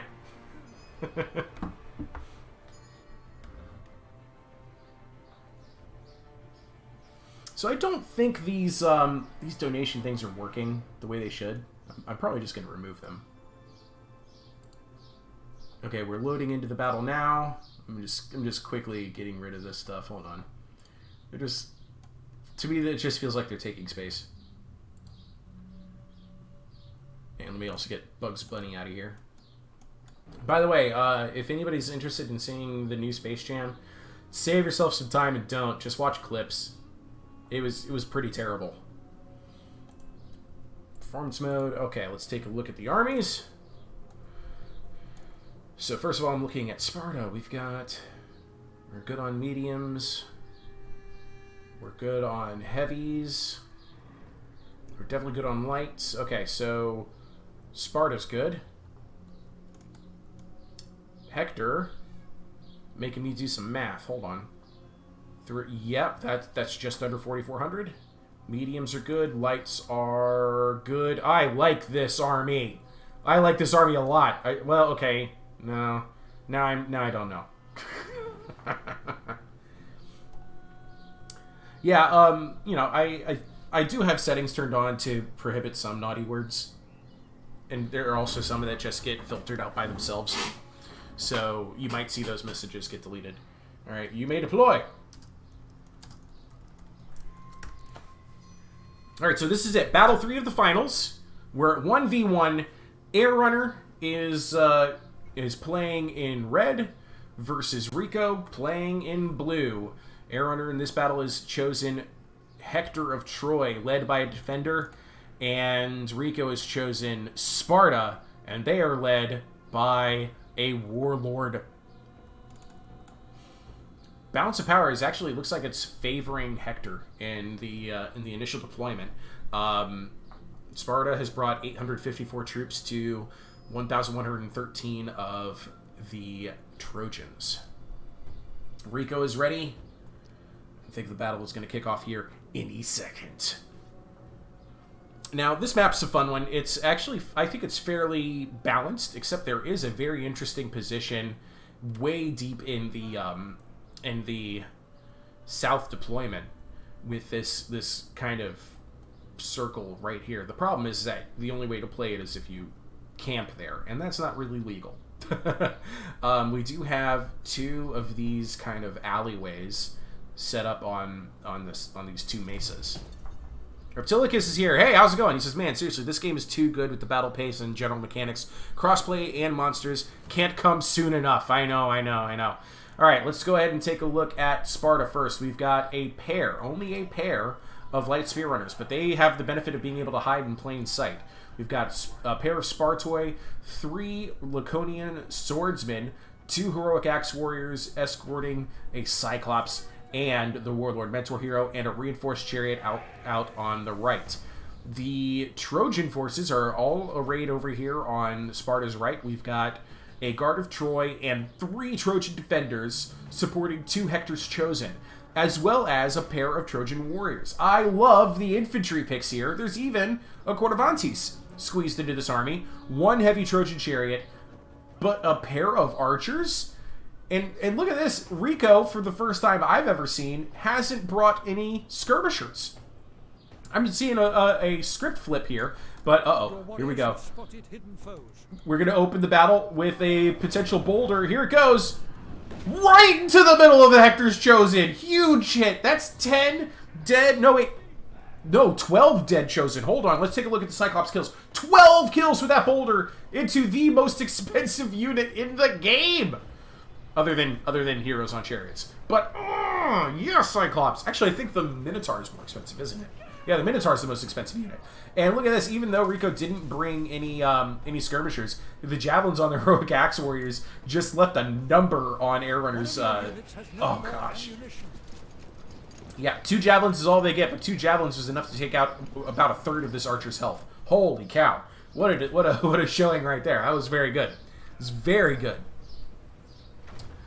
Oh, we got a sidelong chuck from the boulder. He was aiming for that Chosen, but the infantry kept moving. Didn't make it possible. I'm seeing a lot of messages deleted. If we're having problems with mods, if we're having problems with people continuously sending bad messages and they haven't figured it out yet, you should just go ahead and ban them. We can have a conversation later about, you know, whether or not bans should be used, but if it's bad enough that every other thing they're saying you have to delete it, then maybe you want to consider banning them. Okay. Back into the throw of things here. This poor Hector's Chosen is about to get... Yeah. Rico just went straight for it. He's going straight into the Hector's Chosen, because why the heck not? But Air Runner is going to quickly countercharge, get the Chosen out of there. The reinforced chariots of Sparta will lose this engagement quite handily, especially with the support of the hero. The Spartoi are not really going to be able to provide enough support. And we've got Archer Fire going after the Light Spear Runners. So the Light Spear Runners revealed themselves and then quickly got countered by Air Runner. He had Cordovantes out here to stop it, and now he's going to go ahead and run his chariots that got free from the reinforced chariots of Sparta. Plow right on over. Look at that. And the Light Spear Runner, one of the best tools that Sparta has, already gone. This one's trying to find a sneaky way to support the battle. The Cyclops and the Heroic Axe Warriors, though, eviscerated that Guard of Troy. It's just a Guard of Troy. It's not a Champion of Troy. So that's why that unit died out pretty quickly. Bow Cavalry, have they done anything to fix Bow Cavalry? If you mean make them good, no. They're still a joke. That was a missed boulder. Cyclops, come on, man. Show us your best game. He's got 42 kills so far. He's going to continue working his way through them, but now he's got to deal with a bunch of Cordovantes. He's trying to deal some damage to the heavy chariots. Meanwhile, I think Rico has managed to get some value. No, he's still only at 14 kills with his reinforced chariots. They're not quite bringing the enough heat that they need to bring. Laconian Swordsman getting into a position here. They have to try and outflank the Hector's Chosen if they're going to have any prayer at all. And we do have this Light Spear Runner still in it. This battle is going to be over quick. This is going to drop on a dime. It's going to flip, or it's going to end. Another boulder from the Cyclops, but the Cyclops is dealing with too many Cordovantes. Cordovantes will rout that Cyclops unless he berserks it, and even still, it's not going to win against all of these Cordovantes. That poor elephant-headed man. He's definitely in trouble here. Big swings, but not even enough to kill more Cordovantes. Yeah, he did berserk the Cyclops. That Cyclops is eventually going to die out here, though. Archers trying to find some value. How are we doing with these archers? 10 kills. This one with 4, but it's broken. Dealing with the Laconian Swordsman. That's the great target for the Laconian Swordsman to chew up. The heavy Trojan chariots are in here now, but they're being outflanked by a lot of heavy infantry. So that's actually probably going to remove them from play.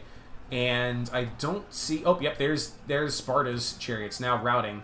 Only 2 models left. How many kills did they get before the bitter end? 19. I'm going to leave the info panel on here. We do see the balance of power favoring Hector. The poor Light Spear Runners here trying to do some work against Trojan defenders, swinging well above their pay grade. And oh yeah, here comes that flank attack I was expecting from the Laconian Swordsman. They're going to charge downhill, get into the side of the Hector's Chosen, try and turn this around a little bit. It's just, I think it's a bit too much for these two cheaper swordsmen to do, to expect to defeat that Hector's Chosen. Also, they're getting buffs from somewhere. Or is that a debuff? That was a debuff from his Warlord Mentor hero, and he's going to try and get his Laconian Swordsman out of there, try and salvage them. Trojan Defenders are routing. This one's about to break as well. Spartoi doing really well. The Heroic Axe Warrior is doing very well. 71 kills, 103 on the Spartans. 113 kills for this Corvantes, so facing off against a very tired Heroic Axe Warrior. I think the Corvantes will turn that around. He did get his Light Spear Runners free. He's circling them around. Oh my goodness, oh my goodness. Jav Cav are fine though, right? No Reptilicus, Jav Cav are not fine. Any skirmish Cav is pretty much a joke. But I am also very biased against all forms of skirmishers in this game. I just love the power of the infantry and infantry with javelins. Ooh, good use of that chariot. Last second charge here into Light Spear Runners, but we are charging into the scrub, so you see their melee defense is dropped all the way down to 7, and Light Spear Runners are going to win. They will turn that around. Oh, they're... Yeah, they are going to stay here. They shatter that heavy Trojan chariot. That's good. But now they need to get in here and try and outflank this Trojan defender. The hero is still in it. 23 kills, losing a ton of health, fighting off the Spartoi, Heroic Axe Warriors. Here comes that rear charge I was talking about. Man, Sparta is doing a very good job to try and outnumber and outflank where he can. Here comes a regroup Trojan warrior in the distance. But I don't know that Sparta has enough to defeat the Trojan war, the Hector's Chosen. And actually, I think that's going to be army losses too. Yeah, there goes the shatter. That's going to be it for Sparta. And it really did boil down to the fact that he just didn't have an answer for the Hector's Chosen. He had a very good early game answer in the form of that Cyclops boulder. He did kill Hector's hero, but there's still too many Corvantes out here to deal with. Hector's Chosen. Once that hero is gone, the army will be gone if they don't shatter right here. Spartoi are dead. There it is. Done deal. Done deal. Fear won't do anything to Corvantes. Correct. Yeah, block the spammer. Oh, so is somebody spamming links? Yeah, you can just go ahead and block that. Thanks. YouTube does have a permanent block. You can put them in timeout, but if you just timeout is like a temporary thing, it's I think the option is to remove, and then they can't come back to the channel. If it was, I didn't realize it's just somebody spamming links. Got it. Interesting. Very interesting battle. Look at this. 110 kills for the Spartoi, 106 here, 58 for the Cyclops, 140 for Laconian Swordsman. Sometimes it's your cheapest units that perform the best. But not in the case of Hector of Troy. Hector of Troy's best performance came out of the Corvantes, 149 kills. Very well done overall. So we are now at 2-1. Where was Cyclops after early game? Corvantes killed it.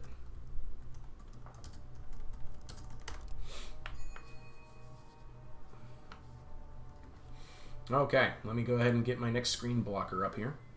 How about a Total War meme before the ages? In a Troy skin.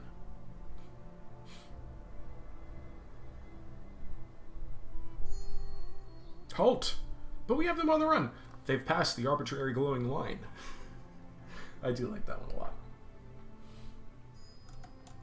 Okay, so that means the score is now going to be Air Runner 2 to Rico 1. Air Runner needs one more victory to win the whole tournament.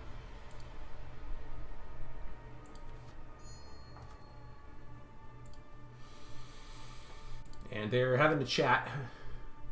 Cyclops dead. Good Cyclop. Bad Air Runner. Map? Alright, your map is...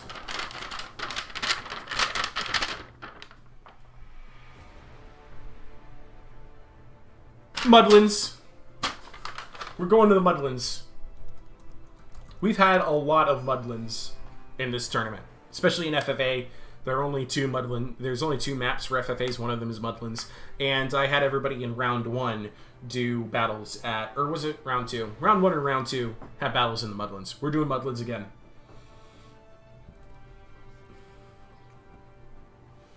Alright, I'm gonna receive their faction picks here soon. They can now play whatever hero they like. It's mute. Thank you, Scorpion. Yeah, when you mute them, they can no longer speak in the chat. That is correct.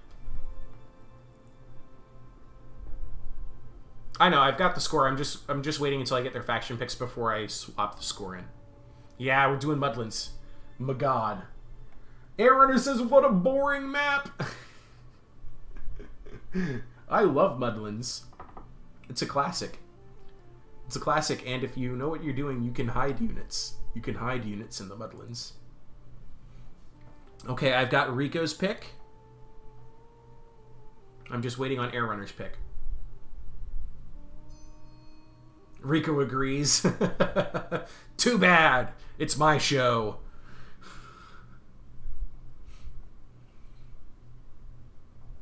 Just waiting on Air Runner's pick now. Okay, so for this battle, I'm actually gonna I'm just gonna let the screen wipe reveal.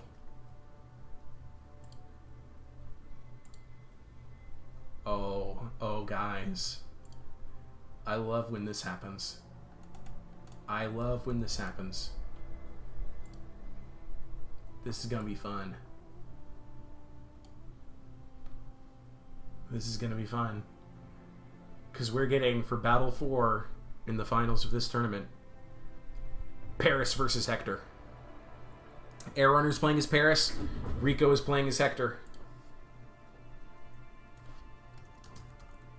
Oh, where's my chat? There's my chat.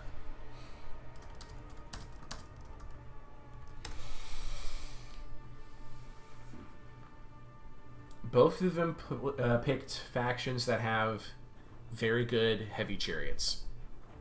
And we are playing on the Mudlands. So let's see how many chariots are actually brought. Scorpion says, let's see how they do on this so-called boring map. I've never had a boring game here. That's what it boils down to. Mudlands always leads to some very entertaining battles. Rico says, I should have brought Ithaca. Yep, that's exactly what the chat was saying, too. Rico was hoping he brought Ithaca. Ithaca would be a very good matchup against Paris. But Air Runner says he likes that matchup. He would like taking Paris against Ithaca. I can think of a couple of times I've done it, and I've managed to rout whole swaths of Ithaca's army using exemplary Trojan slingers. It is a play you can use. And then Rico says, we'll see about that if that ever happens. Death says, I guess we're going for Battle 5. He thinks Rico's got this one in the bag. Interesting. Interesting, Death. Very interesting. No one chose Ithaca, Molfar. Nobody chose Ithaca. Black Death says, Melee Bowman is boring match for sure. Yeah, I would agree. But nobody is doing Melee Bowman. Melee Mode Bowman is a joke.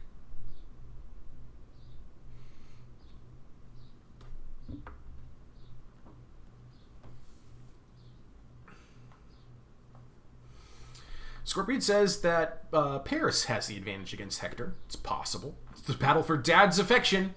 Yeah, I'd say so. Yeah, sounds about right. Oh, for those of you who are interested in becoming a member of the channel, because that is an option available to you all, it will give you a Cyclops shield icon right next to your name, and the use of emoji that I have selected. I need to have at least 2 people become members at the Cyclops level, and then I can add even more emojis in. Oh, Rico out here in the chat saying, is that a challenge? Alright, Mufasa, get out of here. Reptilicus says, too bad Priam still didn't come back from buying cigarettes. We saw Melee Bowman win the duel today. I was thinking about, like, the 450 fund Achaean Bowman unit in melee mode, which is a nightmare because it's just so annoying. Rico says he's ready. Let me go ahead and check his army. We're good on heavies. We're good on mediums. I've seen him play this exact army before. Okay. All right.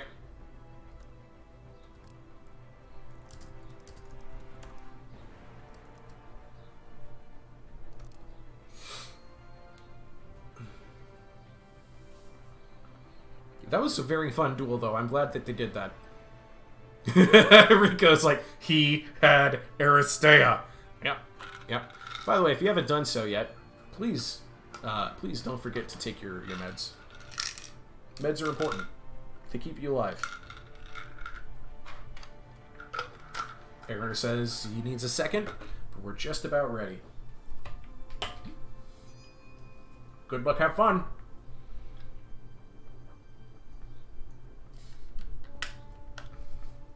The defender has brought shame upon melee heroes. Yeah. Yeah, I'd agree. Let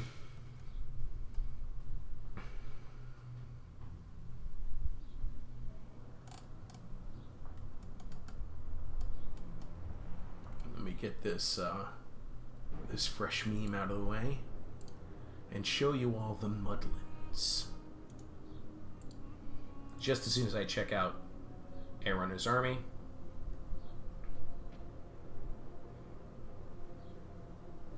That's good. That's very good. I didn't expect to see this unit. And I think he did it so... Oh, wait. Huh. Okay. Okay. This is... I think this is a gamble. I think this is a gamble. I'm not so sure I like this army pick. But let's get down and dirty here. Look, this is mud.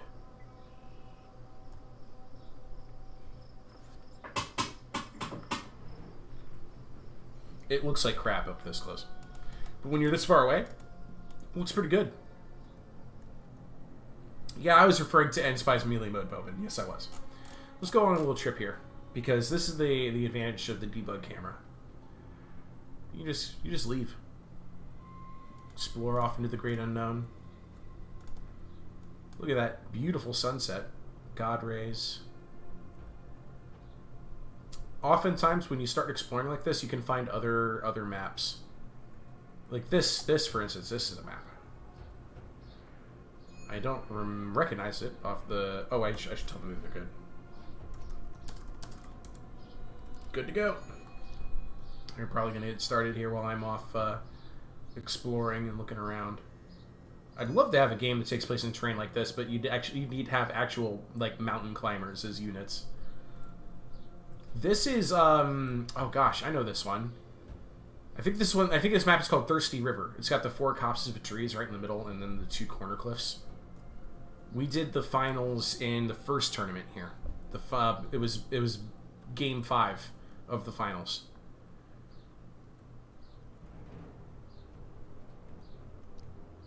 Airrunner needs some time to set up, but we're just about ready. Violet Oracle says, yes, that is mud, but we're here for blood. Yes. I like that. I like it. Here we go, and we're off. Let's go ahead and cover Airrunner first with Paris. He's brought an Archer Skirmisher hero and a Chariot, but not Paris. Why waste the money? I agree. He's brought 2 Exemplary Trojan Slingers. Good pick. And a Renowned Trojan Slinger. And I feel like he squeezed out some points from his other units so he could afford that Renowned Trojan Slinger. Because we also have 3 Phrygian Warriors, fear-causing light infantry, 4 shielded spear warriors to support a pair of heavy Trojan spearmen and a champion of Troy. I'm not sure I like the pick of shielded spear warriors. I do understand that Airrunner wants to play nice and wide. It looks like he's organizing his forces so that he fights in the mud. But I think that's also the way that Rico wants to play. Rico out here with a pair of archers. I'm sorry, 3 archers. He's brought 3 archers. And then a pair of militia warband. He's got a renowned archer for 4 archer units in this army. I've seen him play this army before. He's got a warlord mentor. There's this 1 random spear fighter. I hate this unit. A pair of 2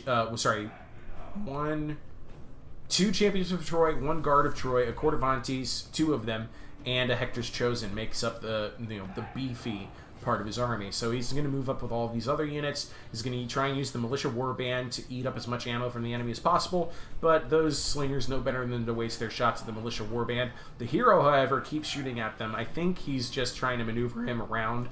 So ideally what Airrunner wants to do here is get this hero all the way over here. Actually, it doesn't even have to go that far. You can just get him over here and then just start shooting at the Cordovantes, the champions, the Chosen. All of those targets are great targets for him. And here we go. The ranged showdown begins with the slingers obliterating some archers. That is how this battle ends. Look at that. Half the health gone on this archer already. The other archers are getting up into position, but here's the thing. Slingers are perfect for fighting archers because they also have shields. They're reducing the damage that they take. This skirmish battle is going to go solidly in Paris's favor here. Phrygian warriors, fear-causing axe warriors, they're charging up here now so they can get a piece of the militia warband, try and quickly remove them. Militia is charged up here, trying to help silence some of the renowned Trojan slingers. But look at the damage. The damage is already done. These archers are really hurt, and now the slingers for Paris are going to retarget the renowned archers because these guys are just more expensive and are the bigger threat. We are getting some damage done. Look at this. So we do have only about a quarter health left on this exemplary Trojan slinger. It's only managed 27 kills, but I still think the slingers have the edge here. It just depends. Oh, so the guards of Troy don't have javelins, or they've already used them. I think they just don't have, they don't have javelins. But that doesn't mean the champions of Troy won't get in here and also use some ranged power of their own. More arrows into the fray, going after yet more exemplary Trojan slingers. Maybe I was wrong. Maybe the archers do have the edge on 3 slingers. I would have figured, though, the exemplary Trojan slingers would do just fine. However, I mean, Rico isn't just letting the slingers shoot him, though. He's coming in here, and he's hitting them hard with infantry. And we've got, this Phrygian warrior is out here, but now it's being chased by Cordovantes. Cordovantes, speed 46. Phrygian warrior, speed 48. I think he's going to stick around and just take the fight. The fear effect is wasted on the Cordovantes, though. They are fearless. However, Aerona's hero, 31 kills, can probably help his Phrygian warriors win that battle, especially if he could support it with shielded spear warriors in charge mode with their shields on their back. Teenage mutant Trojan turtles here with their shields on their back. They're going to rear charge this Cordovantes, support their Phrygian warriors, but the Phrygian warriors are almost done. That Cordovantes is going to have a lot of fun getting all of these kills. And look, the archers are still going at it. 40 kills, 24, 28, 37. They're doing just fine. And now they're not even worried about the slingers anymore. I was wrong. The archers, because they were able to support the archers with melee pushes, he was able to really solidly beat the renowned Trojan slingers, the exemplary Trojan slingers, champions of Troy, on the march here. But they're about to get rear attacked by heavy Trojan spirit. He's got to turn them around. Yeah, that battle will go in favor of the champions of Troy unless he can get some good flanking shots into them. Exemplary Trojan slingers are opening fire now into the fray, trying to kill off some champions and some Hector's chosen. It's worth noting that Rico here, playing as Hector, has opted to keep his shields in his hands. This is giving him a little bit more protection from all of those slingers out there. But the archers, they're having free shots at Airrunner's shielded spears. You see right there, they just took their shields off their back because he realized that he was just taking way too much damage. He needs to have that shield in their hand for them to do any good. But the arrows firing in from the flanks, they're going to ignore those shields anyway. So these archers are going to tear apart that unit. Meanwhile, out here, the shielded spear warriors trying to do their best against the Cordovantes. Cordovantes, they managed to chase off the Phrygian warriors. They are regrouped. They are fresh. They might come back into this, but their fear effect is pretty much worthless against the Cordovantes, and this shielded spear warrior is about to die. What do we have over here? Over here, we've got a regrouped spear fighter. Whoop-de-doo! I'm not a big fan of that unit, you might have noticed. I think this one's going solidly in Rico's hands now. He's been able to outmaneuver the greater in number infantry of Hector, but of Paris, but the simple fact remains that the slingers got trounced by the archers. Absolutely trounced. And not because the archers are good. Not because the archers are good, but because he was able to support the archers by moving up in melee. And here comes some slinger fire targeting the spear fighters, but the archers are going to go ahead and, oh, look at this juicy target right here. These guys are just going to all die in the mud. Holy cow. Yeah, goodbye, Phrygian warriors. Even Black Death agrees with me. Those slings shouldn't lose. They did.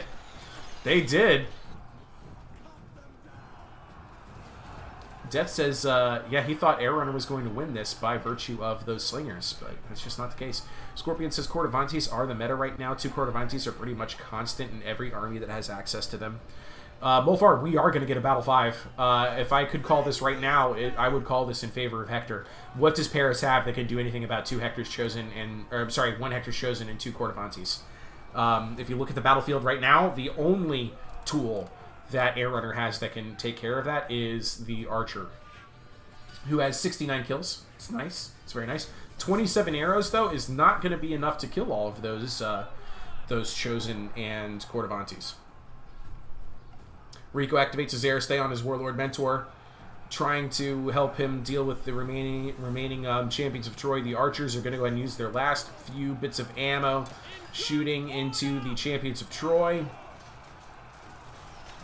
Champions of Troy, it is kind of flanking fire, but they do get some benefit from having their shields on their back if they're shot from the back.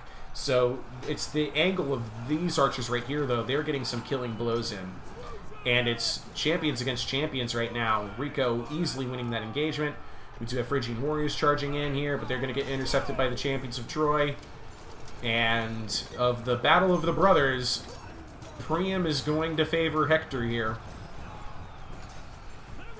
I imagine at the end of Troy, Priam's final thoughts were, Hector was always my favorite. That'll do it! I think that's everybody routing for Paris. GG's. Air Runner, I think, is very impressed by this. I don't think he saw it coming, but sure enough, the Archers beat the Slingers. I honestly, though, I think that Air Runner made some mistakes in the original build of his army, and that is what ultimately cost him the game. He just didn't have the tools he needed to take care of 2 champions, 2 Cordovantes, and a chosen. That's just way too much to ask for. Rico says he's down for another duel. Oh my goodness. Is it gonna come though? Aaron says 101v1. I think they're gonna do it. I think they're gonna do it. Scorpion says, yeah, those archers thrive in the mud, and Rico's maneuvers are a cherry on top of it. I would have to agree with that assessment. I would definitely agree. So this battle, it goes in favor... Okay, they decided not to waste my time. Thank you, guys! We're going to Battle 5! Battle 5! Everybody loves a Battle 5. Oh, my goodness. Whew.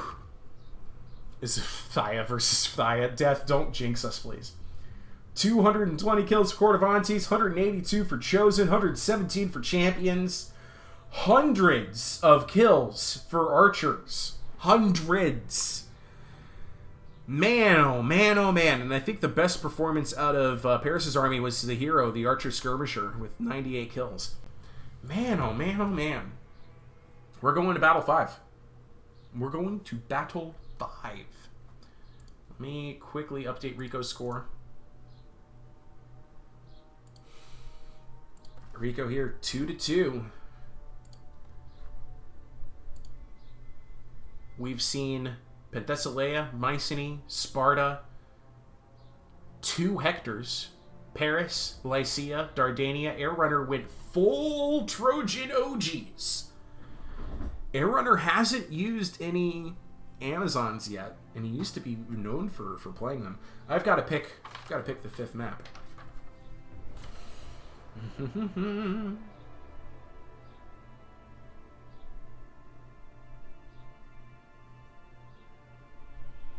Oh man, there's so many good options here.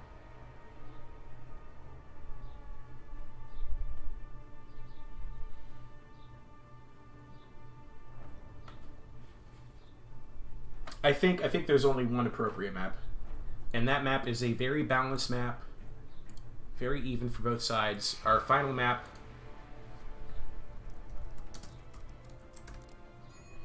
The Hill of Tears. Because somebody's going to be crying at the end of this.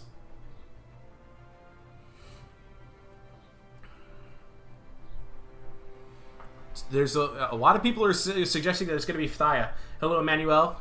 Glad you could make it. I'm calling at least one of them playing Thaya. Outskirm the Paris. Yeah, good job, Rico. Very good job. GG's. Well played. Death says he might be right.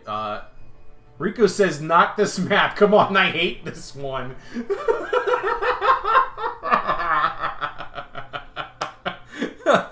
Oh, man, that was all caps. I've never won on this map before, says Rico. Oh, no! Oh, this is the time. Aaron says that Rico did win on this map against him. This is fascinating. Now we have to do this map.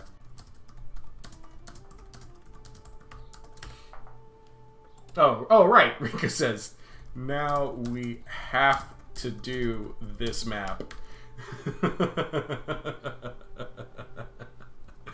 Oh, man. Let's see here. I'm going to get another screen blocker up.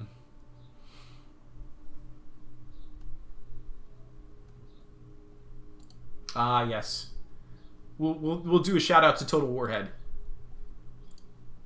with his boy, good old Ajax, and his championship grin belt.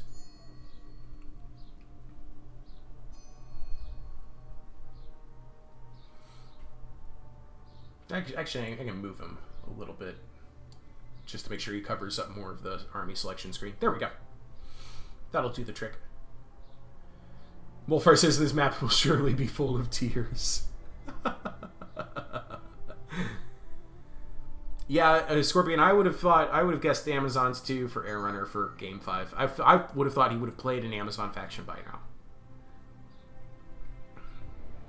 Wolfar, I don't think anybody's going to be playing Ithaca.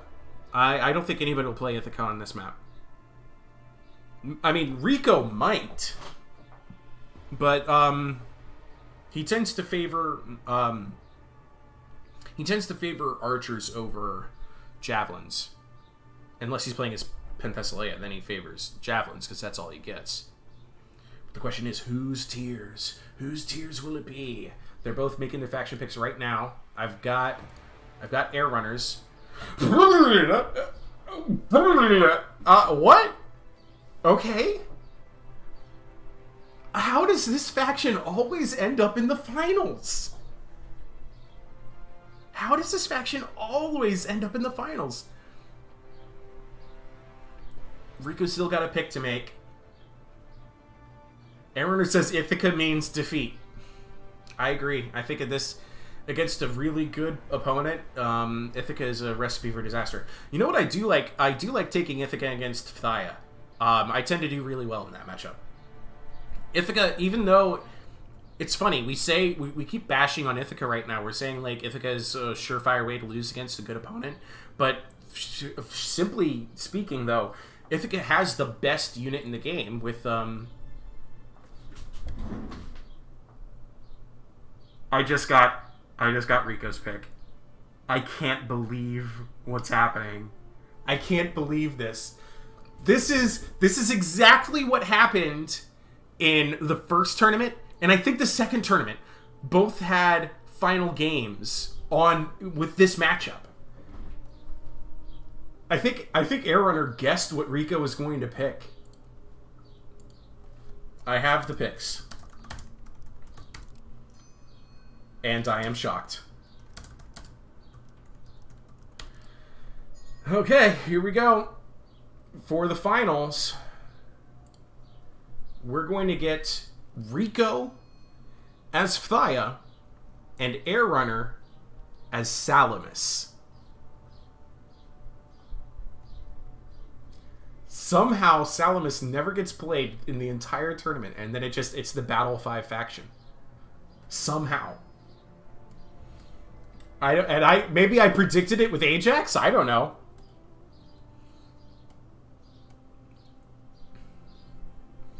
Okay, so Rico is playing as Phthia. Where's Phthia? There he is. Boom.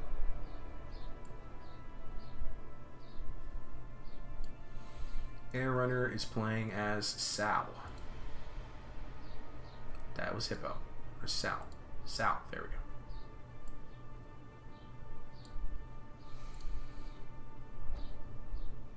There it is. Oh gosh, I don't like how that thigh and logo is just a little bit lower. I gotta fix that. That should do the trick. Yeah, there we go. Okay. Now that Mycenaean logo is too small. I had to really like hobble this together at the last second, guys. I hope you don't mind. Now that Spartamon is too small. Ugh. Whatever. I'm sticking with it.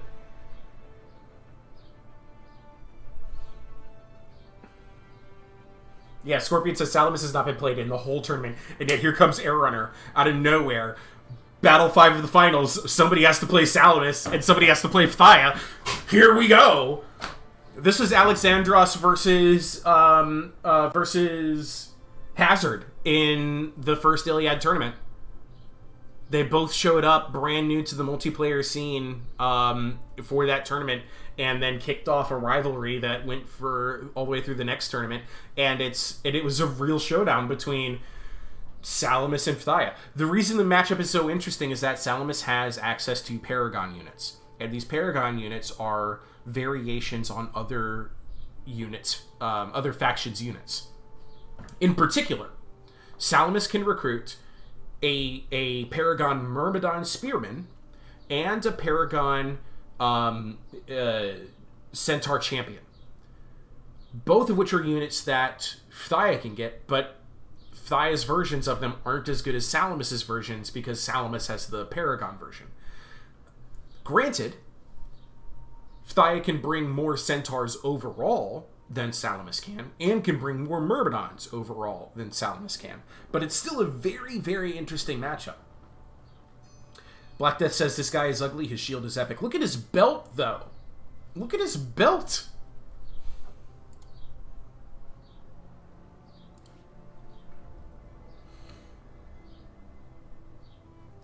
Aaron says, no mirror, please. And now he says, okay, then, easy. Rico says he's exhausted his options, and that's why he went for Phthia. Ooh! Aaron says he's got a perfect spend, and he's ready. And Rico is admitting that he's out of his comfort zone, and he needs some extra time. This is not looking so hot for Rico here.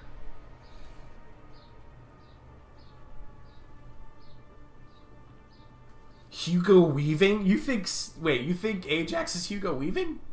No. I mean, if you cut off the beard, and if you say, "Welcome to Rivendell, Mr. Anderson." Wait, that's a different character. That's a different actor, isn't it? Or am I thinking of the right guy? Hugo Weaving. I gotta look this up. I'm driving myself nuts here. Hugo Weaving. Yeah, that is who I thought it was. Hold on, he does look like Ajax. If you just cut off that beard, that's Hugo Weaving.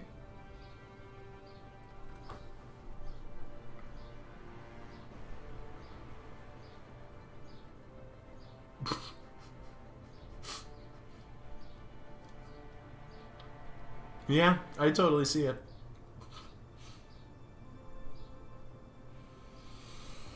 Whew.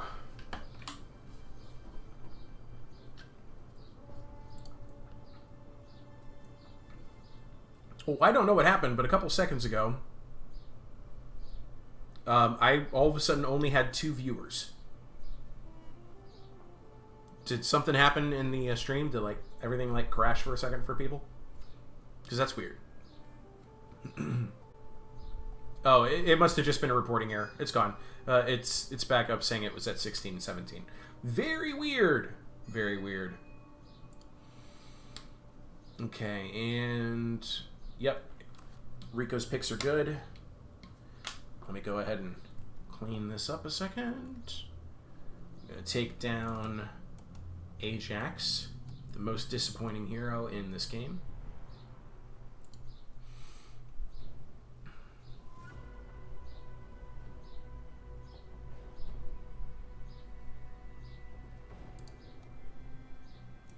Put it in performance mode.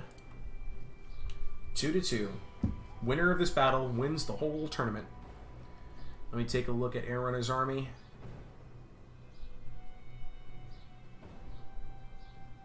He's good on mediums. He's good on heavies. Yeah. Hold on. That's like 15, 30. Those guys are not more than 800. So yeah, he's fine. Okay, we're good.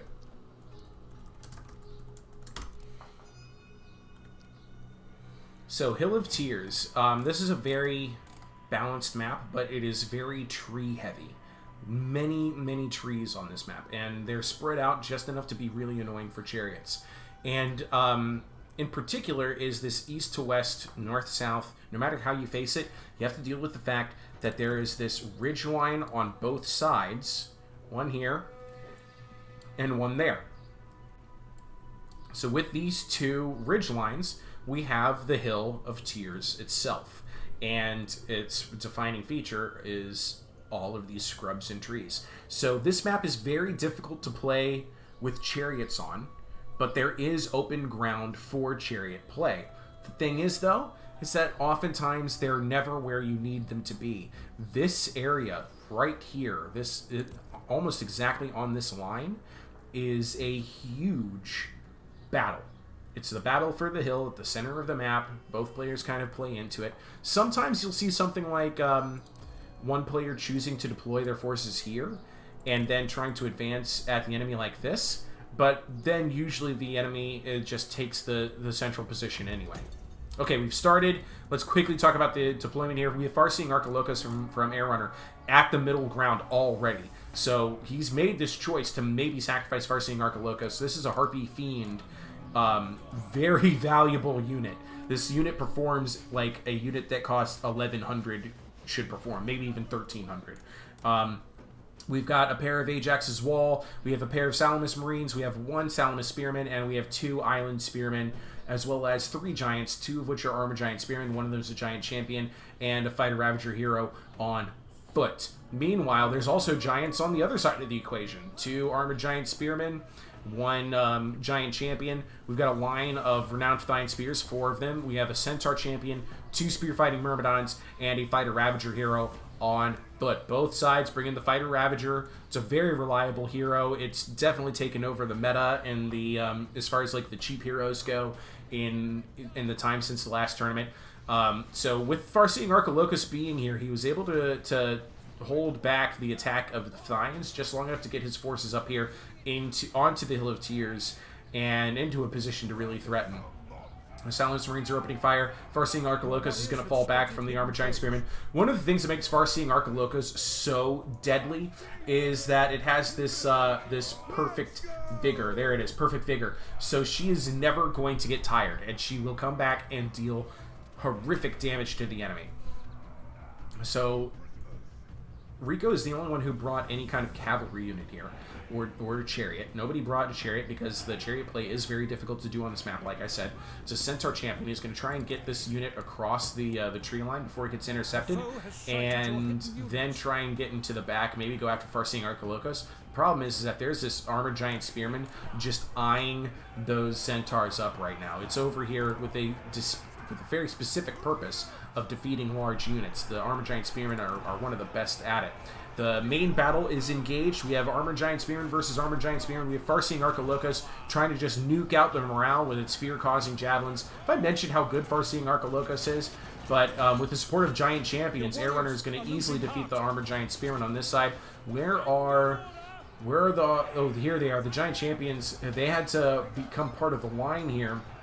They're facing off against Salamis Spearmen. The Salamis Spearmen will like that matchup, and the Giant Champions and Armored Giant Spearmen can flank around and really do some damage here if they so choose. Here comes the Centaurs going straight for Farseeing Archilochus.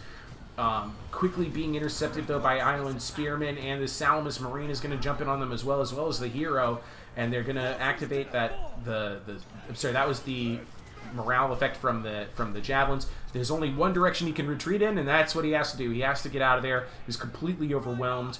He did beat up this Armored Giant Spearman though, and this poor Giant Champion is a little bit overwhelmed trying to deal with the Renowned Flying Spears. Holy cow! This is really coming down to it. Both sides using giants and bringing them. Let's see here. You all got banned from his own channel. That is epic. Yeah, apparently that's what happened. Salamis having a clear lead here? I'm not so sure about that. I think I would have to agree in the long term, but Glorious Neoptolemus here is getting outflanked and outplayed here, and the Spearfighting Myrmidons are going to tear apart the Salamis Marines, and the Renowned Flying Spears are still one of the best infantry units in the game, and we are still seeing value getting pulled out of the Giants, even though the Giants seem to have lost this battle in the early game. We do have a Renowned Flying Spear out here chasing down this Island Spearman and an Ajax Wall, but they could quickly get overwhelmed. Look at that. He had 3 units on the run. Farseeing Archilochos doing just fine. And he activates the Berserk on his hero, really trying to help him tear all of this down. The Island Spearmen holding that line, and the Salamis Spearmen, they are finally defeated. I don't know, guys. I think Thaya can win this just on the virtue of their superior units. Look at this. Like, this is a good example right here. The Glorious Neoptolemus is a very good unit, but it's singled out. It's isolated, and it is being dealt with. Air Runner is going to go ahead and try and terrify out the Armored Giant Spearmen. The Centaurs managed to get in here, get a good charge in, and is now escaping through the routing units. And here comes an Aristea. Good timing for this. He activates a buff for all of his nearby units, raising their melee damage. They're going to tear apart what's left of this Ajax's wall. They're the tall guys with the big shields here. But as you can see, they're dropping. They're dropping quickly. And another key victory for Rico here as he tries to bring this back. Look at the balance of power now. Really in his favor. Centaur Champions doing a good job chasing out this Salamis Spearman, not letting it escape, not allowing it to regroup. There's still a very healthy Ajax wall here. Farseeing Archilochos is about half health. Air Runner has to activate his Aristea, mostly just so he can recover health on his hero, because he was very dangerously close to losing his hero. Air Runner is not happy right now. He's he's a little shocked at what's happening. He sees that the things are turning against him. Ajax's wall shattered. A bunch of units are shattering. That's it. It's done. That's it. The whole thing's over. Once the Aristea is out, Air Runner is out. Victory. Oh my goodness. What a comeback. What a comeback. The superior infantry of Thaya wins the day. GG's all around. Air Runner is felled. Rico is your champion for the 1v1 in the 3rd Iliad games. Holy cow, GG's all around. Let's hear it in the chat. What a fantastic showing this was. The Hill of Tears. Rico thinking he was doomed here. And he pulls out a comeback. Hades has claimed the enemy. There he goes. That's it. That's the end. Watch them celebrate. Yay. Yeah, Toffer. Thaya just has the better infantry. Air Runner likes making picks that include things like Salamis Marines, Island Spearmen, but these guys cannot hold. They cannot hold against Renowned Thayan Spears and Myrmidons. It was a very good effort, all said and told. And even though Air Runner started with some very early victories, getting to the hill first, getting Farseeing Archilochos into the right spot, getting one of the giants out of the picture early on, it still turned against him in the end because he couldn't beat out Thaya on the grind. That's what did it for him. Your kill MVP in this battle going to be, no big surprise to me, a Renowned Thayan Spear with 138 kills. Meanwhile, what did I say about that grind? I think the best performance from Air Runner was the 73 kills on Farseeing Archilochos. Just a great game. Fantastic. That was a ton of fun. Please, everybody, show your appreciation for the competitors. The comeback victory. GG. Very good series. Very good series. I said very serious. Very good series. Air Runner is congratulating him. Says that Berserk was very helpful. Congrats. Wow. Wow. Holy cow. And there you have it. So, the winner of the tournament, Johnny Rico. The winner of the race, Topher. And the winner of the FFA, Air Runner.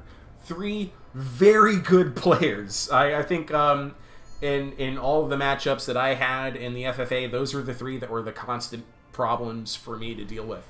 And it's an honor getting to face off against these guys, and I often lose at this point. I'm nowhere near on the level that these guys have attained, but we're getting there.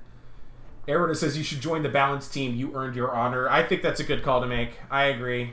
We can use Rico on balance assembly. Rico says he'll think about it tomorrow.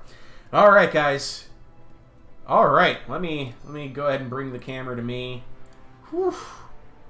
Whew. Did y'all have a good time? Holy cow. I'm gonna go ahead and get out of here. Get out of the game at least. Get some music set up. Oh my goodness. These are exciting times. Especially for Troy. August is going to be a month full of hype and excitement, and we're going to ride that train of success here on this channel. And I will see you guys in the month of August with content for Troy. It won't stop. The Troy content's going to keep coming, and we will end out on some good music. Here we go. There it is. So I'd like to thank everybody for coming out tonight and for hanging out with me. I had a ton of fun. Go join the Discords. Scorpion, share some links. Join the Discords. Celebrate. Airrunner is in the chat now. He says, let's celebrate. Soundless cannot bring solid mediums. Airrunner, that was my assessment as well. Man, oh man, oh man. Great game, both sides. So excited to start playing.